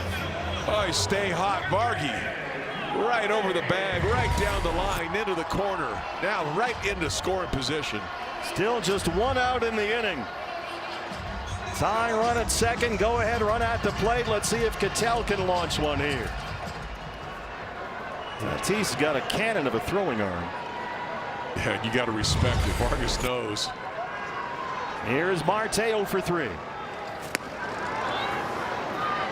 Boy, you see how he opened up his front side looking for something in. He wanted to jack that ball. Marte's hit in 5 straight games, 8 of his last 9. Walked and singled yesterday. Tying run at second with 1 out. Now they go 1. And lands for a strike. He's come in here, Candy, throwing cutters and sinkers. Those are not his 2 best pitches. He's caught them a little bit off guard.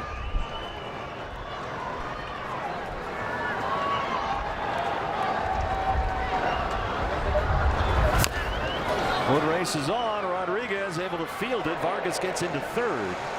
And it's up to Corbin to get that tying run home. And as Vargas moves up. Well, that was a sinker. That was 98 miles an hour. 8th man to bat in the 7th is Corbin Carroll, who was 0 for 3.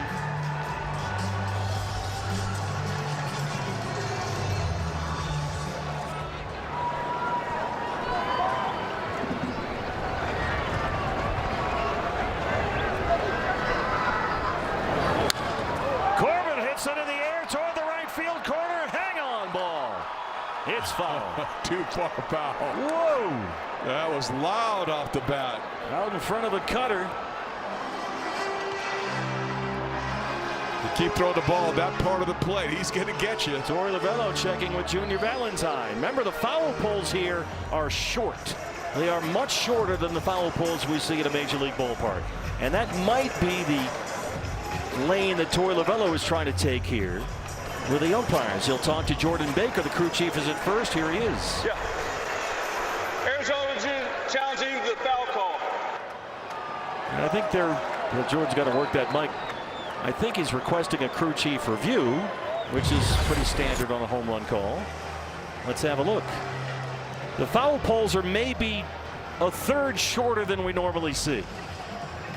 And they are back a good 3 to 4 feet behind the fence. So they've had to do some alterations here in this ballpark. Yeah, hard to tell. I couldn't really see the ball in that one. And this is exactly, Candy, what Junior Valentine and Jim Reynolds were talking about to us yesterday. Yep. The corners in this ballpark, it's a very funky architecture. I can't even, it's hard to see the ball. There it is bouncing into the parking lot. I mean, it's way foul, looks like.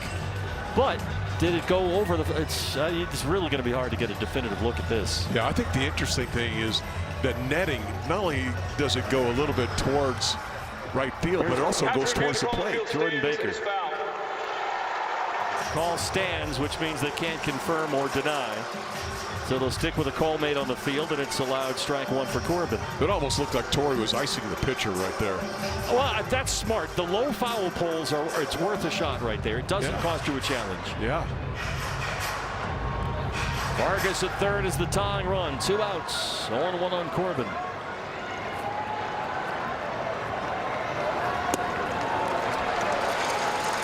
Well, he put a fastball at 100 right down Broadway that time. 100. The 8th man to bat, and the Diamondbacks 7th.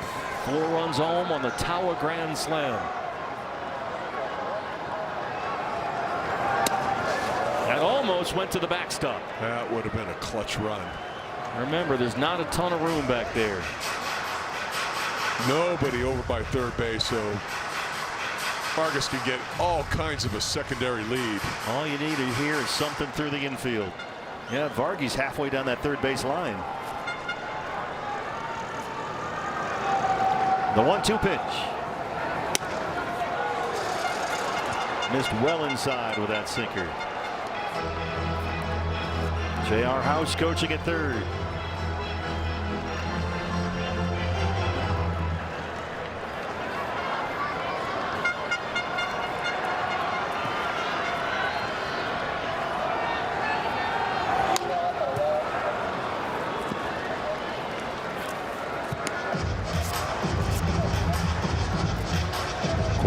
Diamondbacks have trailed this game at different points, 6-1. They were down 7-2. Tim Tawa's first career grand slam has pulled them within 1. And now they're a base hit away from tying the ball game. 2-2 on Corbin Carroll. It's full. Not giving him anything right now. You got Gurriel on deck.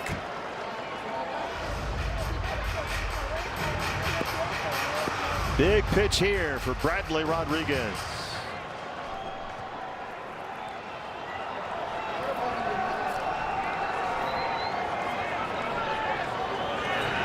Ball 4. Corbin takes his base, stays patient, hands it off to Gurriel, who blooped a single into left center in the 4th. He's 1 for 3. Well, last pitch not even close, way off the plate away. I wouldn't even be surprised if Corbin gets a good look. He takes off, gets himself in a scoring position with the right-hand batter up. It's up to Lourdes. Gurriel came in 1 for 20. That single in the 4th. He's 1 for 3 today. Vargas is the tying run at third. Carroll is the go-ahead run at first. Lourdes hits it fair down the line. Vargas is home. Go Corbin, go! He's on the move. They're going to send him home. Here's the relay. He is safe. Lourdes Gurriel gives the Diamondbacks the lead after they trailed it 6-1 and 7-2. He's back. He's back. Some Pena power here in Mexico City. Just nailed this ball right over the bag down the third base line. Vargas scores easily, but watching Corbin Carroll fly around the bases, that was spectacular. What a difference that patient at bat by Corbin made, Candy.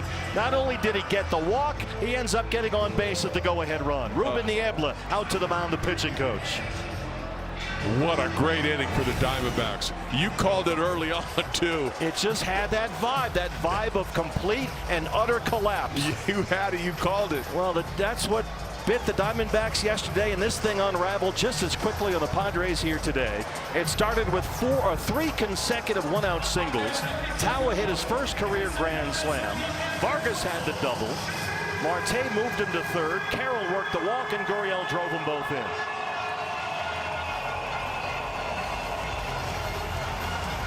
Boy, what an offense when you get Gurriel swinging the bat. They start getting hits like that. Yeah. It lengthens the lineup considerably. Torey Lovello always says when Gurriel is in the lineup, we're just different. And in a good way. They've batted around in the inning. McCann led it off with that fly ball to center. And at this point, you'll take every pad run you can get.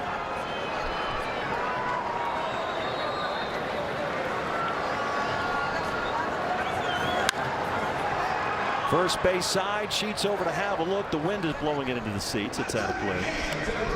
We'll jump on that first pitch too. High fastball right down the middle, but elevated. He liked it. Diamondbacks went into the 7th inning with only 3 hits in the ball game, and they have blown this thing open in the 7th.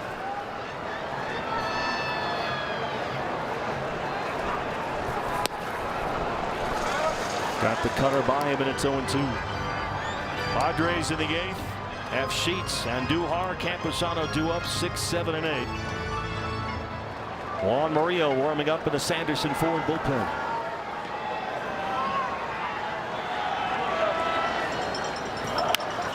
Foul at third. Got to think, Candy, that's also going to boost Lourdes. It was a rough start coming off the ACL reconstruction knee surgery last September. 1 for 20 coming into the game today. And he's had 2 hits, and he's given them the lead here. Yeah, that was a big hit. That might get him going. Yeah, the big hits like that, that's what happens. McCann spins away from that one. It nearly hit him. That's another cutter that didn't quite cut. It backed up on Rodriguez, and it's 1-2. Well, catchers are going down. You can't afford to get hit right there. Wind still blowing in pretty strongly from center field. 1-2 on McCann. Putting on a battle. Fouled that one off.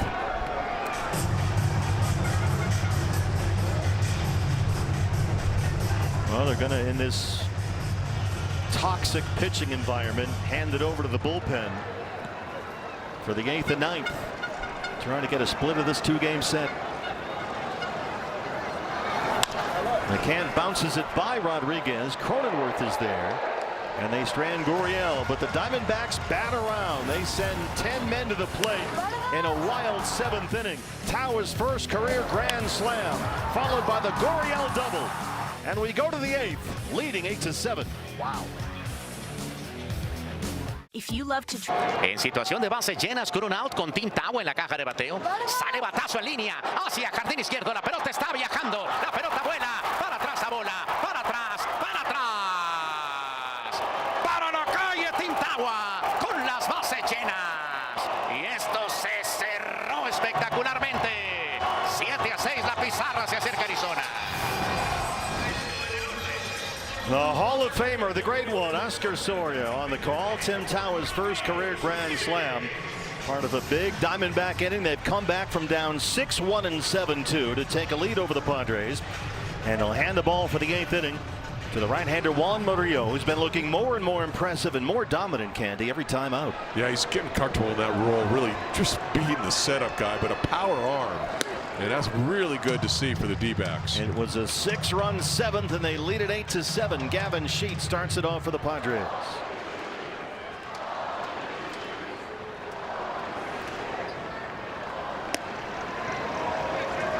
Got to make them earn everything. Cannot be handing out free passes either.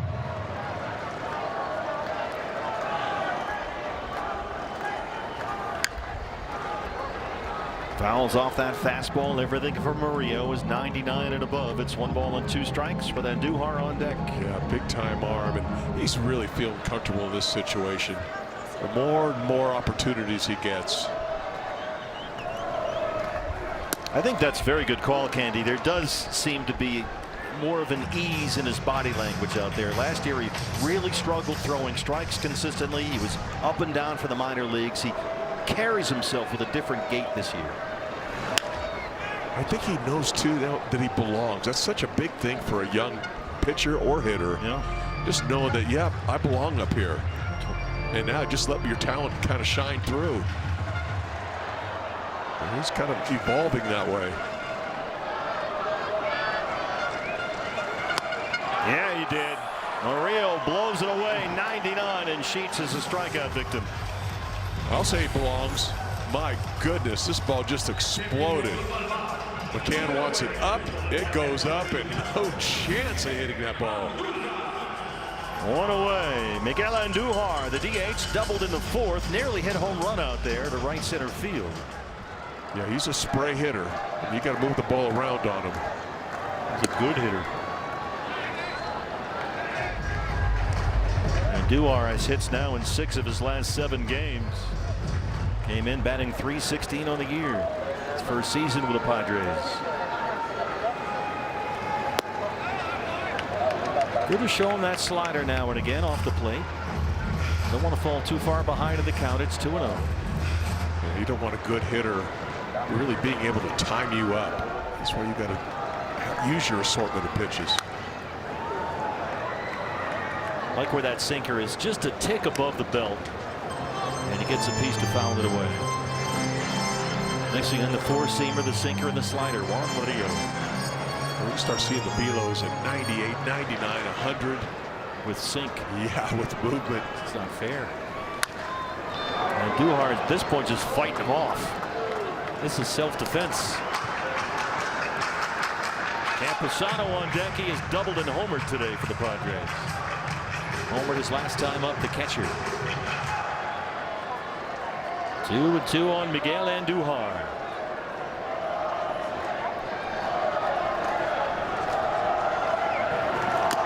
Foul tip. McCann hangs on. 2 batters, 2 strikeouts for Juan Murillo. Just let it rip. 100 miles an hour. Hit it if you can. This is when you just let it go, and he doesn't care where it goes, but you're not hitting it. Campusano this season has been a danger man in this Padre lineup, and he's been a problem today. An RBI double in the 2nd and a solo homer in the 6th. The home run is 3rd of the year.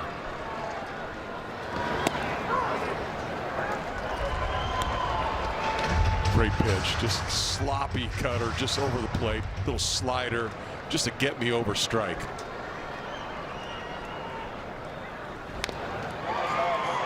Another good one, doubled up on it. Campusano homered Wednesday for the Padres at Colorado. He's homered again today. He has hit in 10 of his 12 games this month.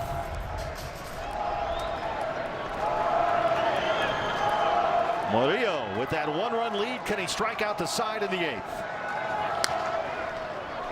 He tried. He sure did. He reared back and let it rip. 100. The breaking balls he's thrown have been crisp. They've been right on the outside corner. The fastballs have been up. They've been away. Up the middle, bounces to short. Fernandez, big arm, Tawa. The throw pulls him off, and it gets behind.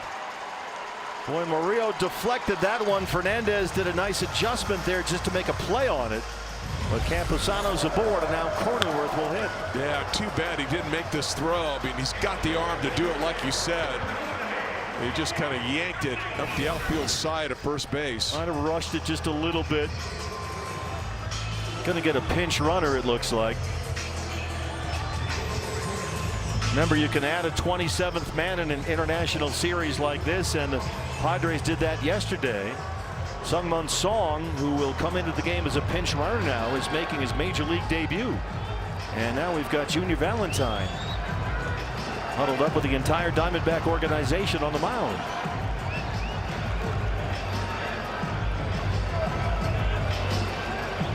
Torey Lovullo was out there as well. Now he's headed back to the dugout. Not sure what that was about, but Song will run for Campusano now. The ball got behind Tawa, so he's in at second as the tying run. And the batter is Jake Cronenworth, the number 9 hitter, who's 0 for 3. Probably just seeing how he's feeling after that ball kind of deflected off of him. Yeah.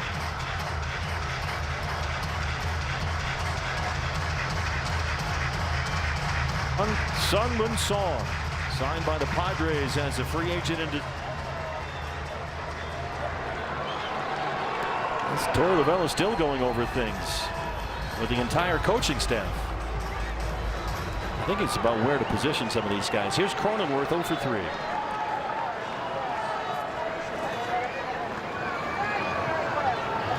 Arenado a step and a half in on the grass at third. Now he backs off.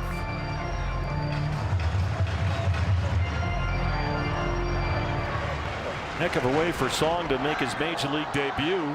Come in as a pinch runner, 8th inning, or the tying run at second.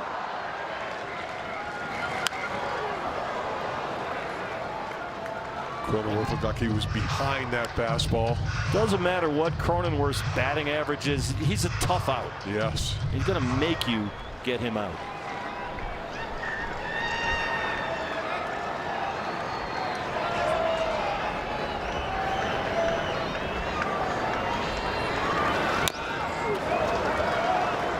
You really love Candy where Murillo's putting these pitches. He is dotting the outside parts of the zone. That was down, but right on the edges. All four-seam fastballs so far. And given Jose Fernandez a throwing error, putting Campusano at second base. Song running for him.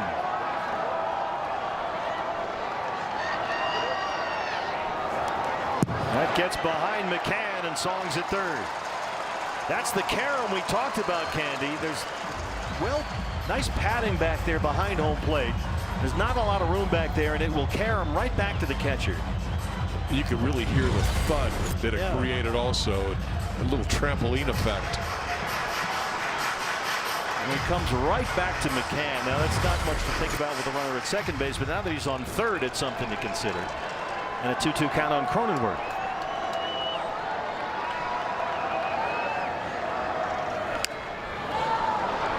Went right after him. Wind is really coming in from center right now. I don't know if it's as strong on the field as it is up here where we are, but it is gusting in from center. Yeah, you can see those flags. They're 2-2 this way. Cronenworth bounces it to first. Tawa's got it. And Juan Murillo strands that tying run at third and maintains the lead. It's 8-7 Diamondbacks in the 8th in Mexico City. It's Diamondbacks baseball, and it's presented by Y-Refi.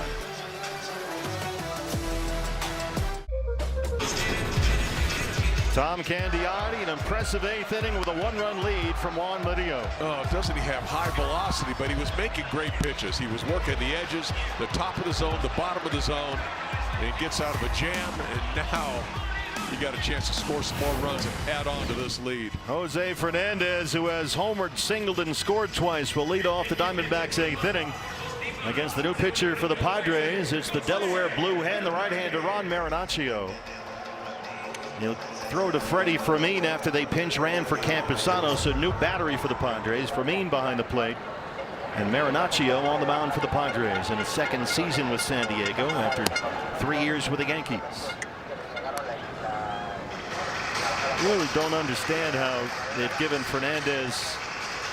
I understand about the error on the throw. Don't know why that wasn't a hit and an error after that ball deflected off Murillo. They put Campusano at second base. They got to change that. There's no way. That's a straight error. It's hard to give him an error on a ball that was deflected by the pitcher. Yeah. But that's what they've done. Fernandez 2 for 3. Leads it off.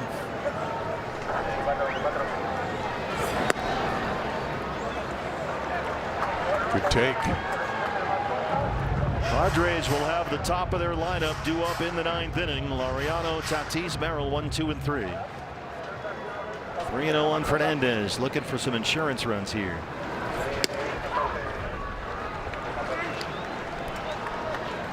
Well, he's got the count in his favor right now. Gets the 3-0, now 3-1. He's looking for one pitch in one little area.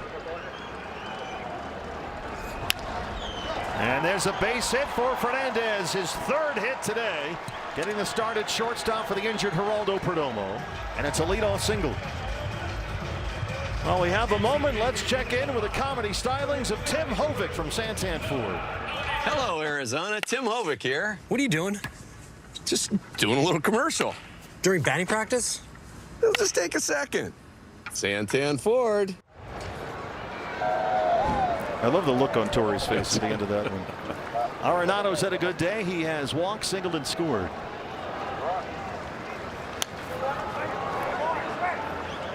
Diamondbacks trailed at 6-1 and 7-2, and then broke things open with a 6-run seventh inning to take the lead. Tim Tawa's first career grand slam got him back in it, and Lourdes Gurriel Jr., a 2-run double, gave them the lead.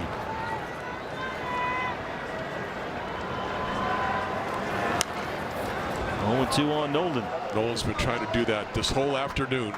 That changeup was just hanging there too for a while. The closer, Paul Sewald, gets loose. He'll get the top of the Padre lineup in the 9th. Good time to add on another run. Arenado sees that big hole on the right side of the infield. Already gone over there one time today.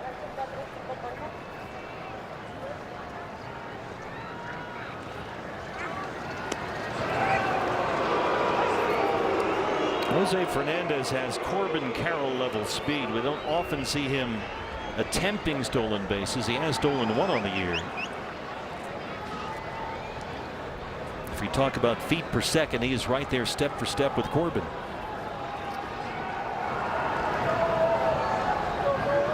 Long look in from Marinaccio. Now he's set for the go-to.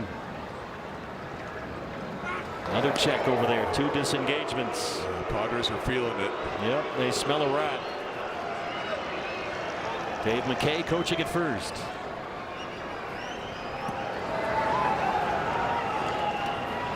No balls and 2 strikes on Nolan Arenado. Fernandez stays put. Nolan slams it to center. Fernandez will stop at second. A good read as Merrill gets to it. Arenado aboard for the 3rd time. They got something cooking now to start the 8th. Arenado, another great at bat. Just stays inside the ball nicely on this. Hammers it to center. Doesn't roll over the top. Fernandez, he probably even had a chance to maybe even attack second base and get into 3rd. I didn't think Merrill was going to throw that ball to 3rd base. Don't want to make it out on the bases in this situation. Give Alek Thomas a chance. He singled and scored. Just ahead of the Tawa grand slam in the 7th. Corners are in for the Padres. No sign of a bunt from AT. Machado kitty cornered at 3rd, but he's about 2 or 3 steps in on the grass. Sheets charging in from 1st. Now he'll back off.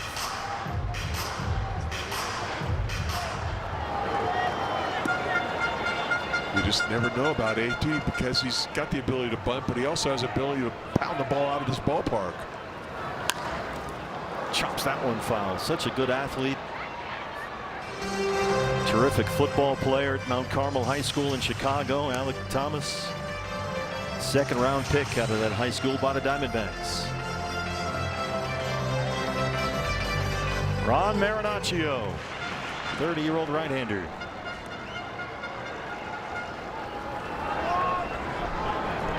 Fernandez at 2nd. Arenado's at 1st. Wanted to chase the high sinker. Hard to hit that one. Yeah. Tawa's on deck. He's got the big hit, the grand slam, and that 6-run 7th.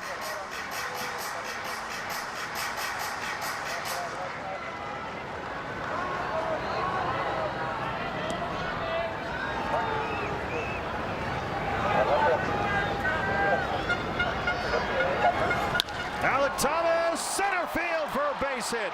Fernandez headed back to the bag just to make sure on that line drive. And the Diamondbacks have opened up this 8th inning with 3 consecutive base hits. Solid line drive to center. What a nice at bat by Alek. And irony of ironies, they've now loaded the bases for Tim Tawa, who hit a grand slam in his last at bat. Boy, deja vu. I'll take another one. Make it a double. Good bat there by AT. He's got a big gap out in left center field right now also. Tawa, a line drive grand slam that snuck over the fence to the left field corner. His first home run this year, his first career grand slam. Trying to get Paul Sewald some insurance runs. This was Tawa after 3 consecutive one-out singles. Put that swing on it again. Beautiful. He hit it into the wind, too.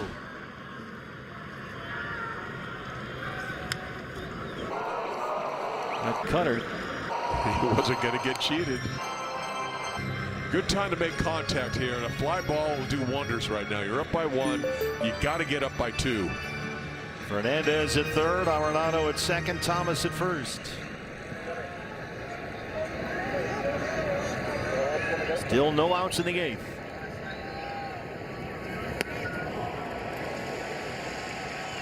The changeup has some funky movement on it. Yeah, it did. It looked more like a slider than a changeup. It did. Vargas on deck, 1-2 on Tim Tawa. Shattered the bat. Short left, Laureano running way in there, and he's able to get it. That was barely behind the shortstop. Laureano came in on a dead run and was able to track that down near the infield dirt. And they can't advance the runners. Anything in the air is not easy right now.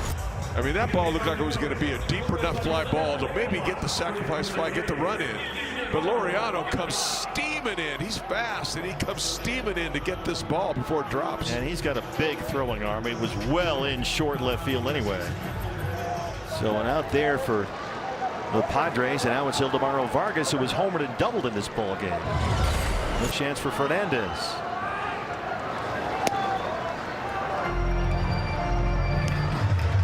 Boy, really right guy to have up right now. I really like this matchup. Righty on the mound. You got Vargas up there swinging a hot bat. He's homered and doubled in his last 2 at bats. Just needs something through the infield here at this point. You'd certainly settle for that. 2 balls and no strikes on Ildemaro. Oh, he's got the count.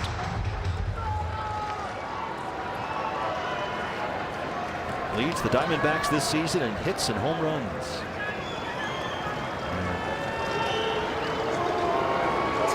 There's a disengagement. Second season with the Padres for Marinaccio after 3 years with the Yankees. Fernandez, Arenado, Thomas, your runners third to first. He was almost taken all the way.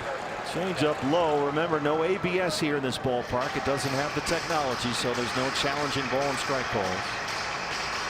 2 balls and a strike. Fernandez at third, Arenado at second, Thomas at first.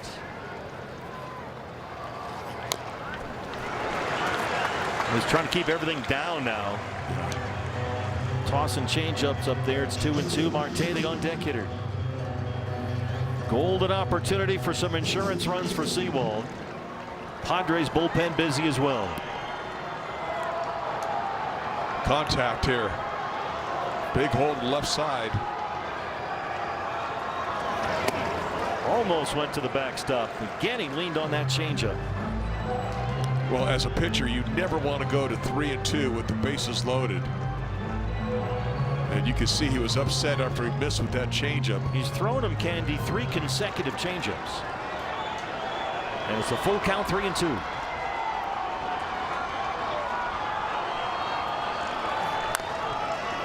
That's fair. It's a fair ball up the line.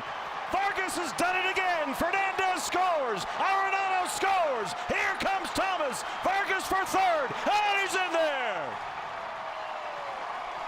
Ildemaro Vargas. Unbelievable. Boy, what a happy dugout that was. He is something else, this guy. Incredible. Just bounced one right in front of the plate. It landed foul, but it went over the bag fair, and that clears the bases. Everybody scored easily. Vargas into third with a 3-run bases clearing triple. And now it's the Diamondbacks who've broken the game wide open. They were down 6-1 and 7-2. They lead it 11-7. And here's Marte. What a crazy game. It's exactly what happened yesterday. Yeah. Some Mexico City muscle for Ildemaro Vargas, who's now suddenly a single shy of the cycle. Yeah. How about that? That's crazy. Cattell bounces one over there. It goes through Sheets. Vargas is home, and it's 12-7. Let the fun continue. Let the pigeons loose.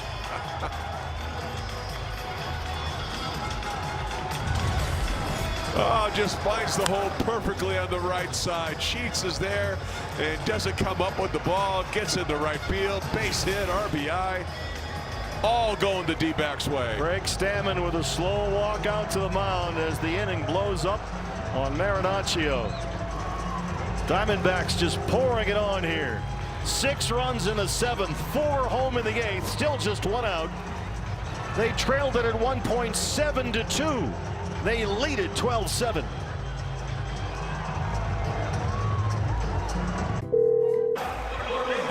Well, as Chris Garagiola likes to say on Diamondback Radio, Tawabunga. The Tim Tower Grand Slam has opened things up, and now more runs pouring in the 8th inning. Left-hander Wandy Peralta on to try to put out the final 2 outs of the inning for the Diamondbacks. Corbin Carroll, the hitter. Corbin had a key walk in the 7th inning his last time up to set things up for the Gurriel 2-run double that gave them the lead. Yeah, big walk. Really worked that one nicely, too. Oh, some great at-bats by the D-backs. I mean, they are locked in. Michael King was in complete command of this ball game. He was sensational for the Padres. And through 5 innings, the Diamondbacks, well, through 6 innings, I should say, the Diamondbacks had only 3 hits in the ball game. Right now, they have 12 runs on 14 hits. And here we are afraid of their bullpen. Bring them on. We'll leave Mason Miller, but bring everybody else. Everybody else, come on, man. Leave that guy down there. We don't need to mess with him. They had Sewald up warming. I don't know if they're going to change their plan now that it's a 5-run lead.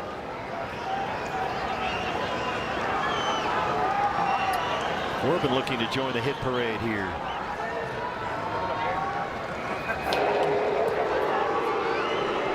They were down 6-1 and 7-2. They've now had 8-7 leads and 12-7 leads. Loizaga is warming up now. The Sewald is sat back down. Jonathan threw 18 pitches in the ball game here last night. Corbin fouls that one away.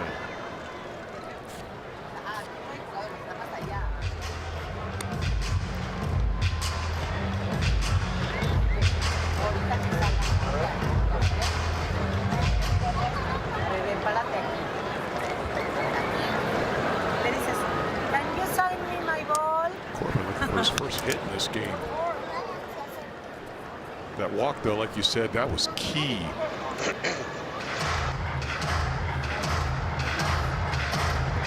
Every time these guys stay patient up there, it always leads to good things, particularly Corbin and Cattell, because they know that so much of the offense relies on those 2 guys. Sometimes it's hard to be patient when you know that you're responsible for a big percentage of the offense. But when they take their walks, you know, the Gurriels and the Del Castillos and the Alec Thomases and Arenados and today Tim Tower, those guys find a way to come through as well. Sometimes you just got to get into the pitcher's head, know what he's trying to do. He's not going to try to get you out with one pitch. He's going to nibble. Certainly nibbling here with Corbin. That changeup misses in, and it's full 3-2. They batted around in the 7th, and they're trying to do the same in the 8th.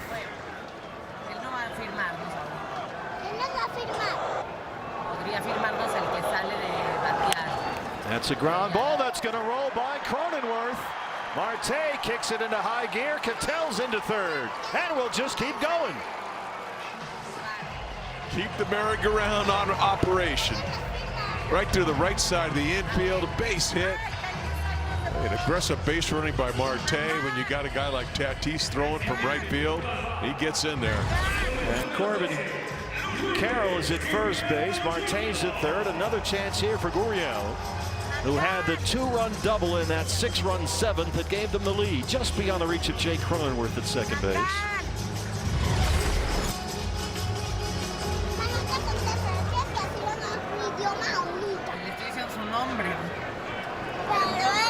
Well, let's see if Gurriel can get a hold of one here. He's had 2 good hits in this game. You wonder, as we wondered before, if that big hit is the one that sort of gets Gurriel back in gear for this season after a 1-for-20 start coming off the knee injury.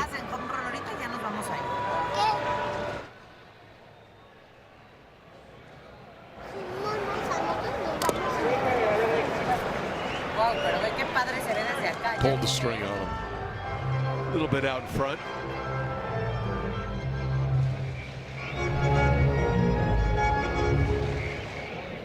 That just takes a base knock right here. Get an RBI, get another run in. Still just 1 out in the inning. The changeup is no good.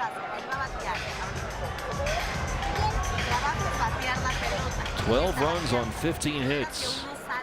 They had 2 runs on 3 hits through 6 innings.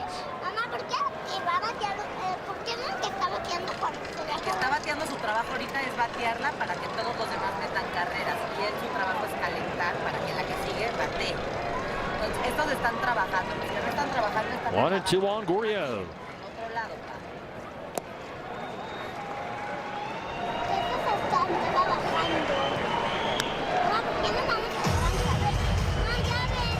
Six runs in the 7th, 4 runs home in the 8th, and still just 1 out. Craig Stammen has watched his lead vanish when the Padres appear to be in complete control of this game and series.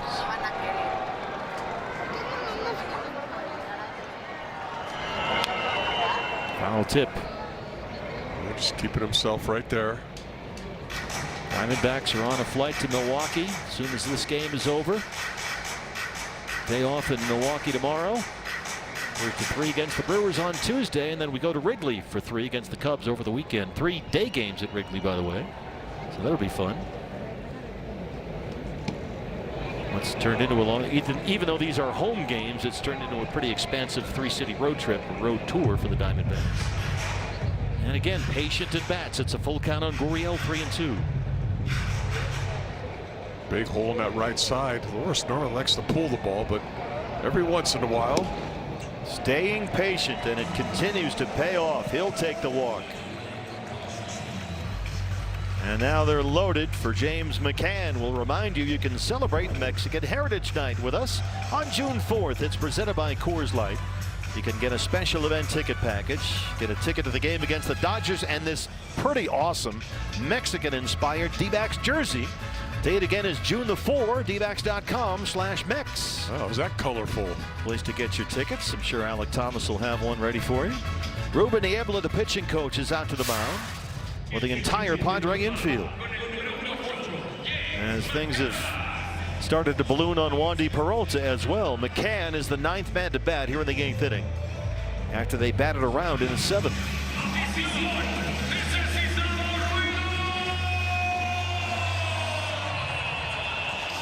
But this D-back offense, it has woken up in a big way.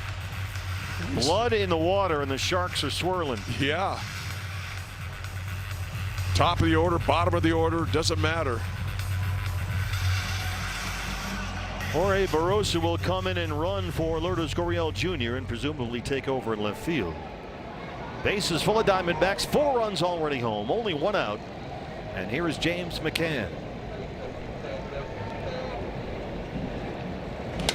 McCann, ground ball to short second. Cronenworth the tag for 1, and the Padres are out of the inning. But the Diamondbacks, after a 6-run 7th, get 4 in the 8th. And we go to the 9th looking for the split with a 12-7 lead. A century. Diamondback fans in Mexico City enjoying a remarkable comeback after they trailed the Padres 6-1 and 7-2. They have a 12-7 lead as we start the 9th inning, and Jody Jackson, Brandon Webb standing by at Chase Field. It's the postgame preview brought to you by Talking Stick Resort. 13 appearances this year for Jonathan Loaizaga, who worked a scoreless 8th inning here in the game yesterday. Really been the Iron Man for the Diamondbacks down there. He'll pitch in any situation, and he seems like he's always ready to pitch for Torrey. Well, he gets the top of the Padre lineup. Mariano, Tatis, Merrill, 1, 2, and 3 in the San Diego 9th. D-backs have out-hit the Padres 15-10. They lead at 12-7. There's that hard sinker from Loizaga. You'll see that a lot. 97-98. He'll throw the curveball to the righties. Saves the changeup, mostly for the lefties.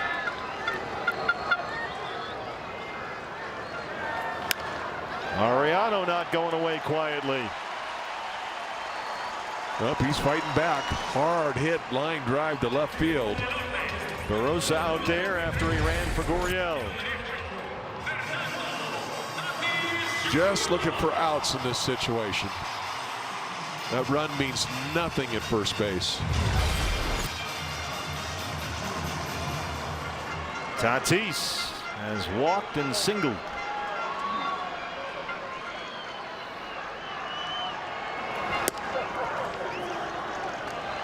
One thing with Tatis that's been a bit of a problem for the Padres, it's one reason why he's not homered this year, is that his ground ball rate has spiked way up. He hits a lot of balls on the ground, and Loizaga with that sinker, that might be a good matchup for him.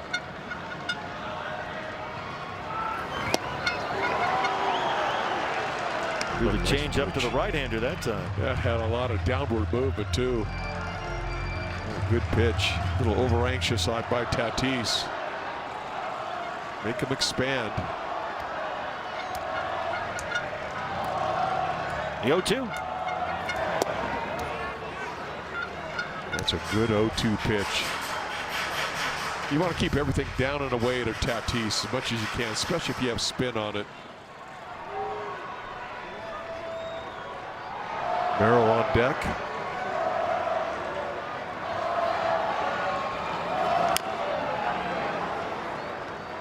Just keep pounding that location.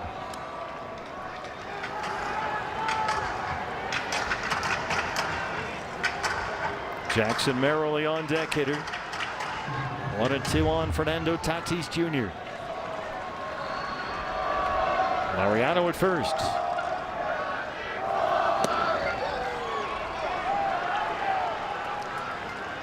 Dude, not a bad pitch. Tatis really jackknifed on that ball. Thought it was way inside. That almost clipped the inside corner. And that's the effect of pitching on the outside part of the plate. You get the batter looking out there. Now it's 2-2. Well, you don't want to make this unnecessarily interesting. The base hit by Laureano. Now with 3-2 count on Tatis to start the ninth. Got the heart of the Padre order coming up next.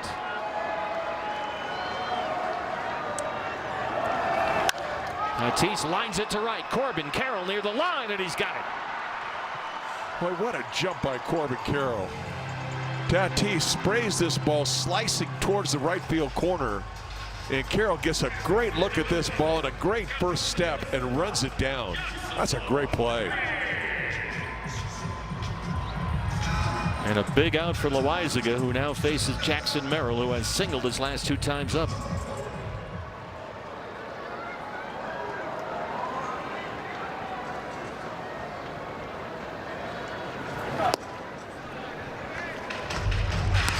This is a Padres club that came in with baseball's best percentage-wise, the best record in the major leagues, leading the National League West. Winners of 16 of their last 19 games, including yesterday. Loizaga trying to put him away here and get a split in Mexico City before we leave for Milwaukee.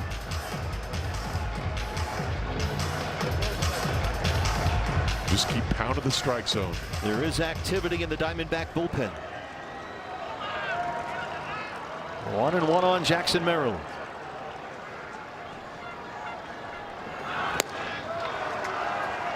Boy, I tell you what, Candy, he really likes that changeup today. Right, left, doesn't matter. Man, that was a good pitch. I mean, that was right down the middle of the plate. They had him way out in front. Really fooled him. Machado has homered twice. He's on deck. Well, having that 5-run lead, it doesn't seem so bad with him on deck. Seems bad enough. That one will trickle foul. Stays 1-2. Another changeup from Loizaga.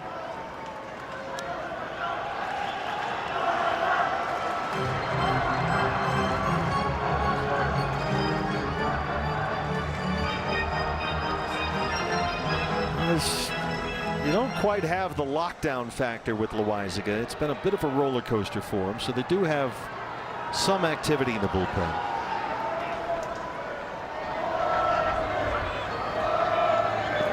One and two misses away. That's that running sinker. Paul Sewald was warming up earlier, and then when they got the big lead, they sat Paul down and Loaisiga got up, but now Sewald is kind of stirring around out there. Milling around, one might say, in the bullpen. Yeah, he should be loose. He's not throwing, but he looks busy. 2-2. In the air to right. Corbin is under it. Look out. The wind has got it. The same thing happened, Candy, on that Laureano fly ball where he had to come sprinting in from left field. Yeah. Corbin camped out under it. Suddenly the wind got it and blew it all the way back toward the infield. Yeah, I mean, watch his first step. He goes back. Look, he's going back, and then, oh, wait a minute. I got to get on the afterburners here and come in and catch that ball. And there's heavy cloud cover. It's basically a white sky above us right now with the wind gusting in from center. Every fly ball is an adventure. Yes, it is. So here's Machado, who has homered twice and knocked in 5 runs, and he's at it again. What a play! Nolan Arenado, and what a way to seal a remarkable Diamondback win. The 10-time Gold Glover has got it, and the D-backs have got the split in Mexico City. What a finish. What an incredible game. Nolan Arenado robbing his opponent third baseman Manny Machado on a sure double. What a play. It's a game the Diamondbacks trailed 6-1 and 7-2.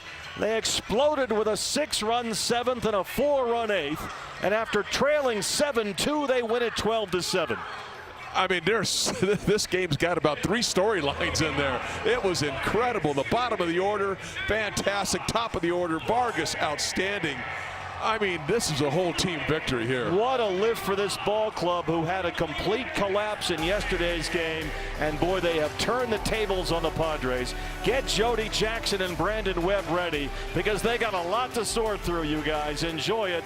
What a finish here in Mexico City. Webby and Jody coming up next from Chase Field. Wow. Quitting